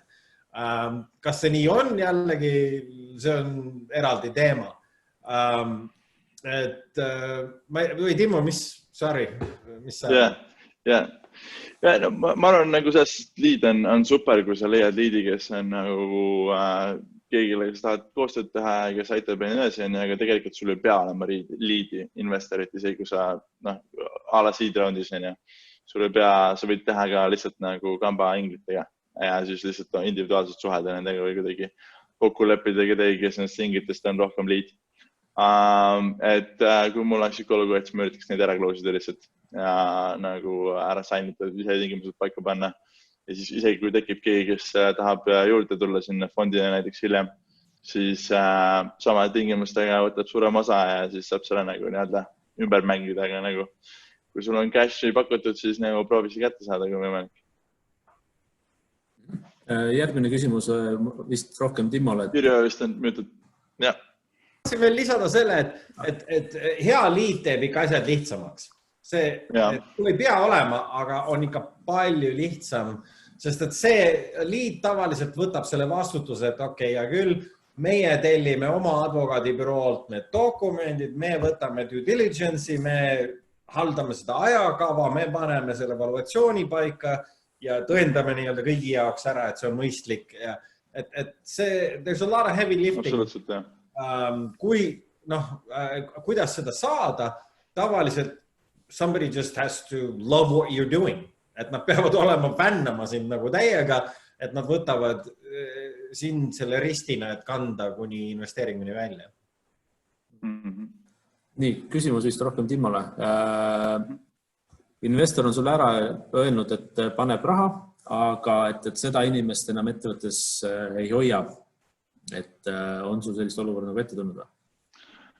Et keegi, kes on tiimis, et tema peab nagu ära minema, kirjaba lahti laskma või founderi või midagi sükust? Jah, tundub, et küsimus on sellise nurga all. Küsimus on, miks ta tahab, et keegi ära läheb, aga nagu see on hea halb märk, et su investor tahab enne seda, kui ta investeerinud on, tahab sinu eest sinu HR otsuseid hakata tegema. Ma oleksin väga skeptiline. Aga võib-olla seal on mingisugune põhjus, võib-olla see inimene on founder, kes ei ole suutnud committida, töötab ikka mingis palgatööle ja ei ole nõus tulema pardale fulli või ta, mis iganes, seda nagu ei tea, mis see taust on. Aga üldiselt, kui investor ikkagi peaks olema nagu taktikaline nõuandja ja nii edasi, aga ta ei tohiks nagu olla sulle managemendi liige, kes teeb sinu eest palkamise ja vallandamise otsuseid. Ta võib sulle nõu anda suhtes ja see oleks nagu super, aga nagu jah, aga see oleneb hästi tingimused, mis see põhjus on, kas inimene tegi midagi valesti, kas ta varastas midagi ettevõttelt, kas ta mis iganes on. Aga jah, et oleneb. Okei, järgmine küsimus võib-olla Jürile rohkem, et kuidas jagada osad 3 asutaja vahel? Mis tingimustel või mida tuleks jälgida? No 3 vahel on parem kui 2 vahel tavaliselt. aga üks asi, mida alustavad ettevõtted teinekord unustavad ära esiteks, on see, et professionaalsed investorid ja targad angelid kindlasti tahavad ka, et oleks mingi option pool, eks, et need optsioonid, millest me rääkisime, et umbes 10% oleks enne A-raundi seal optsioonis nii-öelda pangas. Et pärast seda ei pea minema kangutama nendelt founderilt enam kuidagi välja. Et sellega võiks juba ka arvestada algusest peale. Et see ei ole siis ainult 3 asutajat, vaid tegelikult see ei ole lihtsalt 3, vaid 10% juba peaks minema kõrvale tegelikult. Et see oleks kõige lihtsam. Ja teine asi on see, et kui on tõsiselt võetav ettevõte, siis kiiremas korras ei ole midagi tähtsamat kui mingi osanike leping ikkagi panna paika. Et seni, kuni te saate üksteisega läbi, seni, kuni te räägite üksteisega ja kõik ei ole jagada midagi. Ja ei ole liiga rikkad ega ei ole liiga vaesed, eks. Seni saab veel kokku leppida asjades ja jumala pärast teeme selle ära, et see lahutusleping nii-öelda või mängureeglid või mida iganes, kuidas seda nimetada, et see teeb seda mängu paremaks, puhtamaks ja kõik saavad aru, et kuidas asjad peaks toimima. Ja seega, kui 3. vend või teine või esimene nendest 3 tahab ära minna, et mis ka juhtub. Et see oleks kohutav, et kui tõesti tehti huvitav, hea, edukas algus, aga üks vend lihtsalt otsustab, et no see ei ole minu jaoks. Mis on fine. Ega ei olegi, ettevõtlus ei ole igaühe jaoks. Aga ta ei tohiks nüüd vedada kogu seda projekti, kõike, mis on alustatud põhja sellega, et tema jalutab oma 25 või 30% minema. Sest et kui on surnud osalust 20-30%, siis mitte keegi ei katsu seda projekti, mitte keegi sinna investeeri, siis on läbi. Ja võib-olla ma kommenteeriks oma poolt founderina, et see osalus ei pea olema võrdne. Et selles suhtes nagu maailm ei ole võrdne. Inimestel ei ole samasugune panus. Et see ongi nagu, et kes on väärtuslikum, kindlasti ei pea see rohkem protsenti saama, kelle idee see oli. Sest et idee on nagu väga, väga esimene staadium sellest asjast. Ehk siis, aga jah, nagu omavahel tuleb see paika panna, kelle kes on juba mõnda aega töötanud selle kallal, mis iganes, kuidas see nagu tuleb oma kokku leppida, aga mida varem see paika saab, seda lihtsam. Ja kindlasti see, just, et kui keegi ära läheb, siis tuleb oma otsast tagasi andma vesting. Ja Kleebon postitas siia chati ühe lingi, kus ka räägitakse osalustest ja siis milline... Kleebil oli veel üks küsimus päris huvitav seal varem, et mida ma võiks vastata kohe siin, et kas on veel äriingleid ja VC-sid, kellega me näiteks investeeriks koos sealt äriinglite listist ja nii edasi. Ja need on palju. Eriti huvitav case oli praegu see investeering, mida ma mainisin, et peaks võib-olla nädala lõpus või nädala alguses siin järgmine nädal välja tulema. Et seal me tahtsime kaasata äriingleid ja me läksime Estbani juurde ja Anu Oks Estbanist aitas meil koondada 11 investorit mingi 5 päevaga ja umbes 250 000 sündikaadi, et me saaks selle miljonise raundi või üle miljonise raundi kokku. 5 päeva, 11 investorit Eestist, kõik panid igasugu erinevaid numbreid seal, 50 000, 100 000, mõned panid 5000. Aga Espen tekitas kiiresti ühe sündikaadi ja see oli täitsa fantastiline, kui kiiresti efektiivselt me saime niimoodi raha kaasata ja mis on ka tähtis, et ettevõtte jaoks nende cap table ei läinud lõhki sellega, et esiteks, et seal on 11 uut nime sees ja siis tekivad kõigile igasugused õigused ja kohustused ja nii edasi, mis iga raundiga läheb muudkui lohisevamaks ja pikemaks see list ja korralikud uued investorid ütlevad, et kuule, me ei viitsi selle läbuga tegeleda ja me ei viitsi ajada seda venda taga, kes siin elab, üks elab kuskil põllu peal Põlvas, teine on kuskil Singapuris saare peal, et igalt ühelt mingid allkirjasid saada, et unustage ära, et siin sündikaadiga oli väga lihtne, tuleb üks nimi, eks sündikaat ja üks inimene kirjutab alla kõigi nende eest ja väga puhas cap table. Et see oli huvitav näide siin Eesti äriinglite võimekusest läbi saada üksteisega, kokku leppida, dokumendid teha, kanda rahad üle kõik mingi 5 päevaga. Väga äge oli. Aga siis oli veel üks küsimus siin hardware'i kohta ka, see Marili. Marilis on küsinud, et nagu me teame, siis peamiselt eelistavad investorid ettevõtted, mis tegelevad mingisuguse software'iga. Tegelikult väga paljud ettevõtted tegelevad või loovad hoopis hardware'i valdkonnas tooteid. Et millegi pärast on selles valdkonnas raske raha kaasata, et mis võiks olla need põhjused ja peamised aspektid? Me oleme teinud mõned hardware investeeringud ja me oleme näinud seda nagu seest poolt, et miks see on raske ja keeruline. Et siin on paar põhjust. Üks on puhtalt finantseerimise küsimus.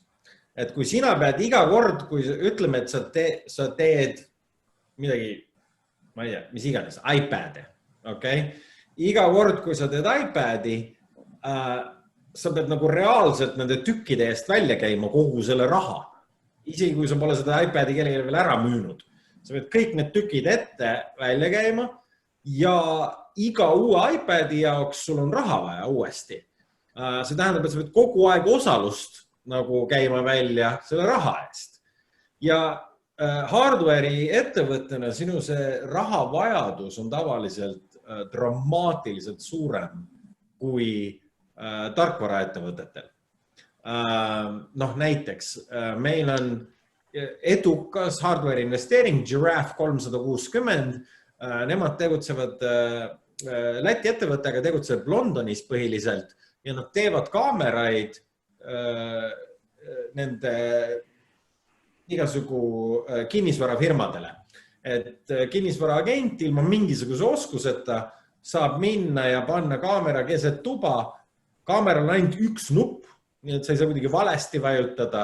Ja kõik muu pärast seda, kui sa vajutad selle nupu, toimub automaatselt. Ja sa ei pea midagi oskama ja see kaamera tekitab sulle 3D walkthrough ja kui sa kõnnid selle kaameraga toast tuppa ja mõõdad selle kõik ära, tekitab ka sulle kogu selle korteri või maja nii-öelda selle layout'i ka 99% täpsusega kõik tubade suurused ja ruutmeetrid, värgid, asjad kõik olemas. Eks äge projekt, töötab hästi, meil on järjekord inimesi, kes tahab neid saada, aga selleks, et näiteks 1000 tükki neid tellida Hiinast ja iga üks on 2000 eurot, no siis korruta ise läbi, millist raha kamakat sul on vaja, eks, et saada need kaamerad üldse liikuma sealt.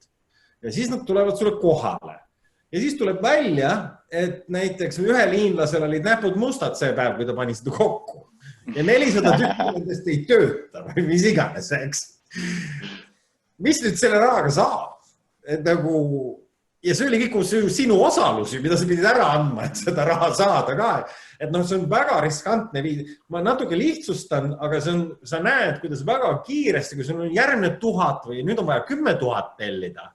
Ja nad on kas või odavamad, nad maksavad ainult, ma ei tea, 15 või 1500 eurot tükk, eks. Ikka on jälle raha vaja ja jälle lähed tellima ja see on väga raske riskikapitaliga seega finantseerida, sest et sa osalust ei saa kogu aeg vahetada nende kaamerate vastu või telekate või mis iganes riistvara vastu. Et juba fundamentaalselt see iga järgnev tükk hardware'i vajab järgnevat investeeringut on problemaatiline. Et ta kasvab geomeetriliselt üldiselt hardware äri, mitte aritmeetiliselt. Ja riskikapital investeerib ainult aritmeetilistesse kasvustrateegiatesse. nii et finantspoole pealt on juba probleem, aga no eraldi riskina on see tehnoloogia risk, et selles mõttes, kui nüüd tulid need iPadid või need telekad Hiinast ja seal on midagi valesti, siis kui seal on tõsisem viga, siis on nagu 1-0, et see ongi läinud, sa kannad nad maha. Et nagu koodi sa võib-olla kirjutad ümber, kuidagi lapid, muudad ja nii edasi, aga need asjad, mis on hardware, mis on riista kirjutatud, mis on kivisse kirjutatud, need ka nii on. Ja isegi kui see on ideaalselt tehtud, siis parimalgi juhul 18 kuud on see aeg, mis sa saad tellida näiteks erinevaid kaameraid, komponente, mälutükke, capacitors, kõik need jupid, et need on ainult olemas umbes 18 kuud, see aken. Siis kui sa täpselt seda sama asja hakkad ehitama 1-1 18 kuu pärast, sa enam ei saa seda ehitada, sellepärast et lihtsalt neid enam seal osade Oomi poes ei ole neid juppe enam olemas. Ja see ekraan läks õhemaks ja kuidagi laiemaks ja tal on uut moodi mingid komponendid ja nii edasi ja hakkab peale. Nii et iga 18 kuu tagant sa teed tegelikult selle sama asja täiesti nullist, absoluutselt nullist reinventima uuesti ja uuesti ja see on top of kõik muu. Need on mõningad põhjused, on nii raske. Me ehitasime 3,5 meetri kõrguseid skännerid ja saatsime neid USA ja Eesti vahet. See oli väga huvitav kogemus. Hardware is hard, I would never do it again. aga muidugi üks asi on see iteration time, et sulle äppiga sa teed 3 reliisi nädalas või mis iganes ja saad seal muuta ja saad pivotida ja mis iganes. Kui sa ehitad skännereid või kaameraid asju, siis see iteration time on nii palju lühem või pikem, et see, et kui sa ehitad toote, saad tootedisainid, saad esimesed versioonid, annad selle kliendile midagi ei meeldi ja mis iganes ja siis sa muudad ja siis saad uued disainid ja siis see, et kui sa klient saab uue tootega, ühesõnaga saab 6 kuud kuni 12 kuud või kuni 18 kuud aega. Ehk siis nagu see product market fit'i leidmine lihtsalt võtab, et see on nagu palju keerulisem, palju ajanõudvam ja mul ei ole kogemust hardware businessi skaleerimisega, aga sounds very hard. Minu jaoks üks näiteid, mida kindlasti tasub alati lugeda, on see Anki.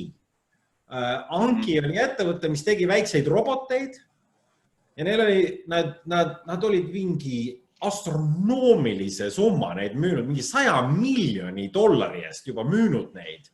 Ja neil oli üle aastaajane ette tellimuste rida ja nad otsustasid, et nemad ei suuda, et nemad ei ole piisavalt edukalt, et seda äri edasi teha. Ma ei tea, kes nagu on, kui mitte nemad, et nagu isegi mingi 100 millise käibega ei tehta ära. Teine näide on ju see beer cooler, mis iganes seal Kickstarteris sai ka mingi 8 või 10 või ma ei tea, kui mitu miljonit kokku ja ikka ei tehtud ära ju. Ja need on veel ja veel neid näiteid, et riistvaraga see võib minna nii kalliks, et astronoomiline. Ja ka business model, nagu et sa lihtsalt müüd selle asja ja saad raha ja see on vähem predictable ja üks see versus sul on mingi saad mudel. Viimane kord, kui sa seda raha saad, kohe tükiki on üle antud, see on läbi, eks. Tarkvaraga sa võib-olla saad iga päev, iga kuu, iga aasta, mis iganes. Aga inimesed lähevad väga-väga vihastavad ju selle peale, kui on built-in obsolescence. Ja kõik teavad, ütlevad ju, et kurat, et näe, see tolmuimeja läks katki täpselt 2 aastat, siis kui garantii sai läbi või see auto läks katki. Well, see on sellepärast, et see on hardware business. Nad peavad ehitama, et see läheks katki. Muidu siin ei ole mingit äri ju. Selline follow-up küsimus on Maridisile, et deep tech ja R&D põhised startupid, et kui suur maht läheb tootearendusele, et millised mõõdikuid siis nende puhul vaadatakse, kui käive esimeses faasis ei ole võib-olla kõige parem mõõdik või üks peamine mõõdik? Aga sellepärast ma juba eoses ütleks, et deep tech ja R&D põhised startupid samamoodi nagu biotech, samamoodi nagu clean tech, green tech, energia, kõik need ettevõtted, seal on täiesti eraldi specialty investors.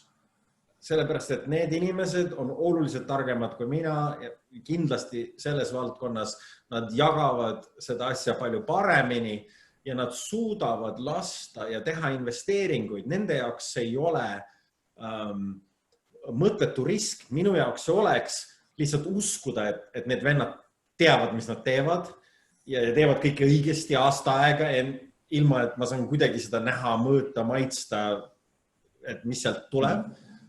Sest et need investorid, Ahti Heinlad, kes iganes, nad saavad ise fundamentaalselt aru sellest teadusest seal taga ja nii edasi. Nad suudavad hinnata, et mis tööd on tehtud ja mis tööd kas või terve järgmine aasta tehakse, ilma et ühtegi senti nagu tuleb sisse või et keegi peab midagi maksma. Et sellistes projektides peavadki olema investorid, kes suudavad neid asju hinnata, kes suudavad kasutada teisi mõõdikuid, kas või seda koodi või on, loomulikult on alati mingisugused touch points, et see ei ole lihtsalt, et null ja valmis, et seal on mingid sammud vahepeal ja need investorid, selle valdkonna investorid suudavad ka neid vahesammusid mõtelda läbi, et mis võiks olla mõistlikud ja saavutatavad rahaga. Ja minusuguse jaoks oleks tõenäoliselt liiga raske hinnata ja see oleks more gambling. Üks kiire küsimus veel siin, et kas Eestis on investorid, kes biotehnoloogia poole vaatavad? Jüri võib-olla paar nime või kontakti. Biotech, mõned vaatavad, ma ei tea, kas nad investeerivad, aga lihtsalt, kuna ma mainisin ka ennem, et teinekord biotech ja sellised asjad lähevad nii mitu raundi, et see on A, B, C, D, E, F-id ja nii edasi, siis tavaliselt need fondi suurused peavad olema massiivsed, et meie regioonis lihtsalt ei ole isegi nii suuri fonde. Minu meelest on mingid biotech fondid on kuskil Norras, Sunstone või midagi sellist, kuskil Norras, vist Kopenhaagenis, Londonis, et need on väga specialty shops, kes saavad seda aru ja suudavad hinnata. Vahepeal võib-olla üks Leevi küsimus. Have you or your players have influenced by the halo effect of a specific founder? Let's say former earlier employee or co-founders companies like Pipedrive or TransferWise or so whatsoever. Ja, ma arvan, et halo effekt on päris ja ta on tõsine. Et kui keegi on midagi korra nagu kuidagi saanud esikaantele ajakirjades, artiklites, on mingid suuremad sellised raundid läbi teinud, raha tõstnud, et siis nende ümber tekib selline aura, et mingi golden boy, eks. Aga nad on kõik inimesed ja see on huvitav, eriti sellises varajase faasi investeeringutes, kus meeskond on see, mille alusel sa kõige rohkem ikkagi teed otsust. Et kas need on need tegelased, kes veavad välja, eks, kas need on need, kes ei viska püssi kõrvale ja ei tõmba uttu, vaid nad kuidagi ikkagi tõmbavad selle võidu sealt soost välja, eks, ükskõik kui raske ei oleks. Ja sa teed seda väga selle inimese baasil ja kuidas sa muidu inimesi võrdled. Sa ei pane neid pikkuse järjekorda, sa ei pane neid kaalu järjekorda, kuidas sa neid foundereid võrdleid ja tavaliselt võrreldakse just nende saavutuste kaudu. Nii et kui see inimene on üks kord mingisuguse startupiga olnud edukas, siis tõepoolest tihti nemad võetakse kui mingisugune etalon ja ma arvan, et pingutatakse ka üle nende arvamuste kuulamisega ja nii edasi ka teinekord. Sest et ühes valdkonnas olla edukas, see võib-olla kuidagi ei kandu üle teistesse valdkondadesse, uutesse startupidesse, uutesse tehnoloogiatesse ja nii edasi. Mõned inimesed on suutnud seda teha. Näiteks see Slacki founder, et mitu startupi järjest, boom, edukad tulevad, et wow, uskumatu. Aga see past performance is not necessarily indicative of future, eks. Et see, et korra läks hästi, et ega Niklas ja Zenström, Skype'i vennad, asutajad, nad on ka proovinud igasugu projekte pärast seda, aga ükski nendest ei ole tegelikult ju niimoodi ja nii edukas olnud.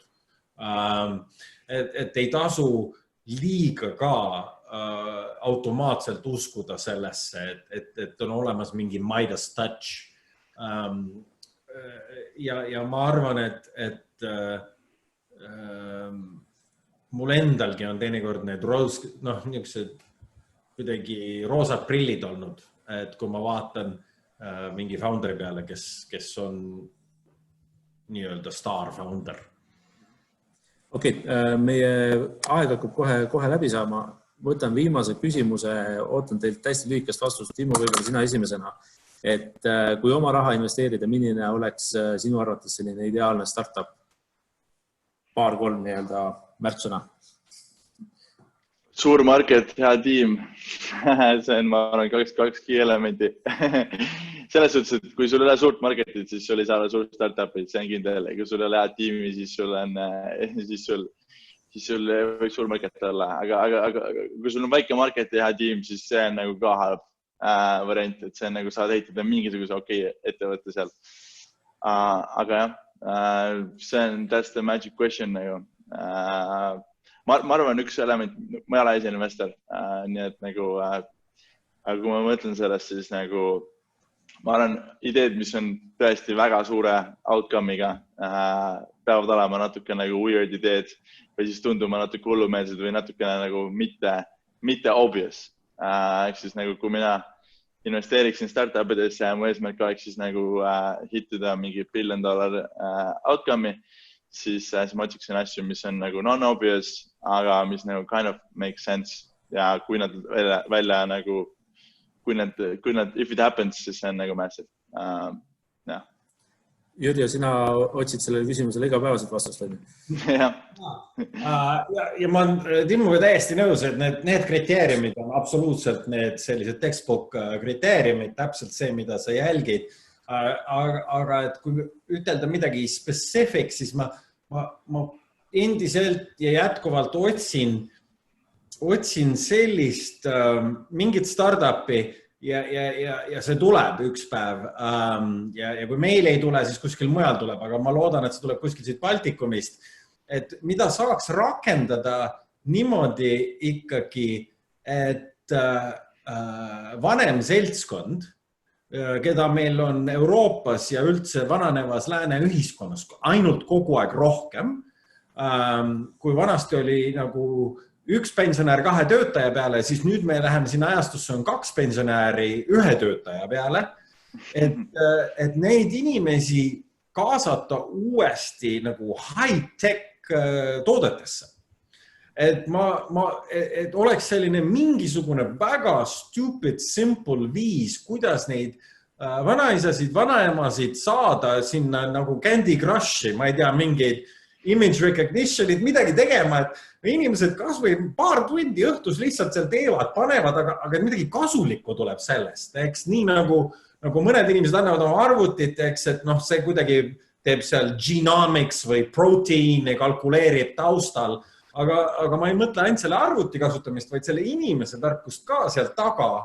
Ja ma ei tea, kas või mingi child care, et keegi õpetab või loeb või teeb matemaatikat su lastega koos või need on kõik mingid viisid, et me ei saa lihtsalt kanda nii suurt osa oma ühiskonnast maha. Et nagu see on liiga palju inimesi, et me peame saama nad kuidagi uuesti ka remotely tööle. Ja see ei tähenda, et need pensionärid kõik peavad nüüd minema Bolti sõitma, eks. Et peaks ka olema midagi kodust, mingisugune selline remote platform, kus nad saaks ka kas või toksida paar tundi või tunni või 20 minutit kas või, eks, kui ta tahab. Et mingi selline platvorm, mingid sellised asjad, kuidas saaks neid inimesi, kes on oma kodudes üha rohkem ja et neid saaks rakendada. Kuule, suured tänud Timmu Tõkkele. Timmu tegema siis jälgida Wolf 3D-st. Suured tänud Jürja Ojasaarele. meil on mõned küsimused, ma saadan Jüriole küsimused ja saab need vastused veel kirjalikult edasi antud nii Raidi kui Leevi küsimuste puhul. Aitäh!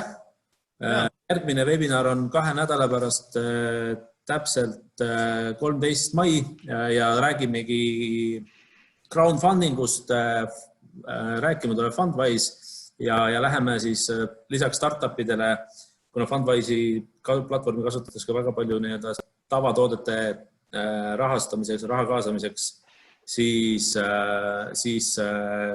võtame nagu selle teema ka käsile. Infot järgige Foraspace'i kodulehelt, need webinarid, ka eelmine ja see webinar läheb üles Foraspace'i YouTube'i kanalisse paari päeva jooksul, on see üleval, saate järgi vaadata. Suur tänu kõigile osalejatele, meil läks 2 tundi, meil jätuks juttu rohkem, aga kahjuks tänane aeg on piiratud. Järgmine kord! Järgmise korrani. Aitäh! Aitäh teile! Ciao!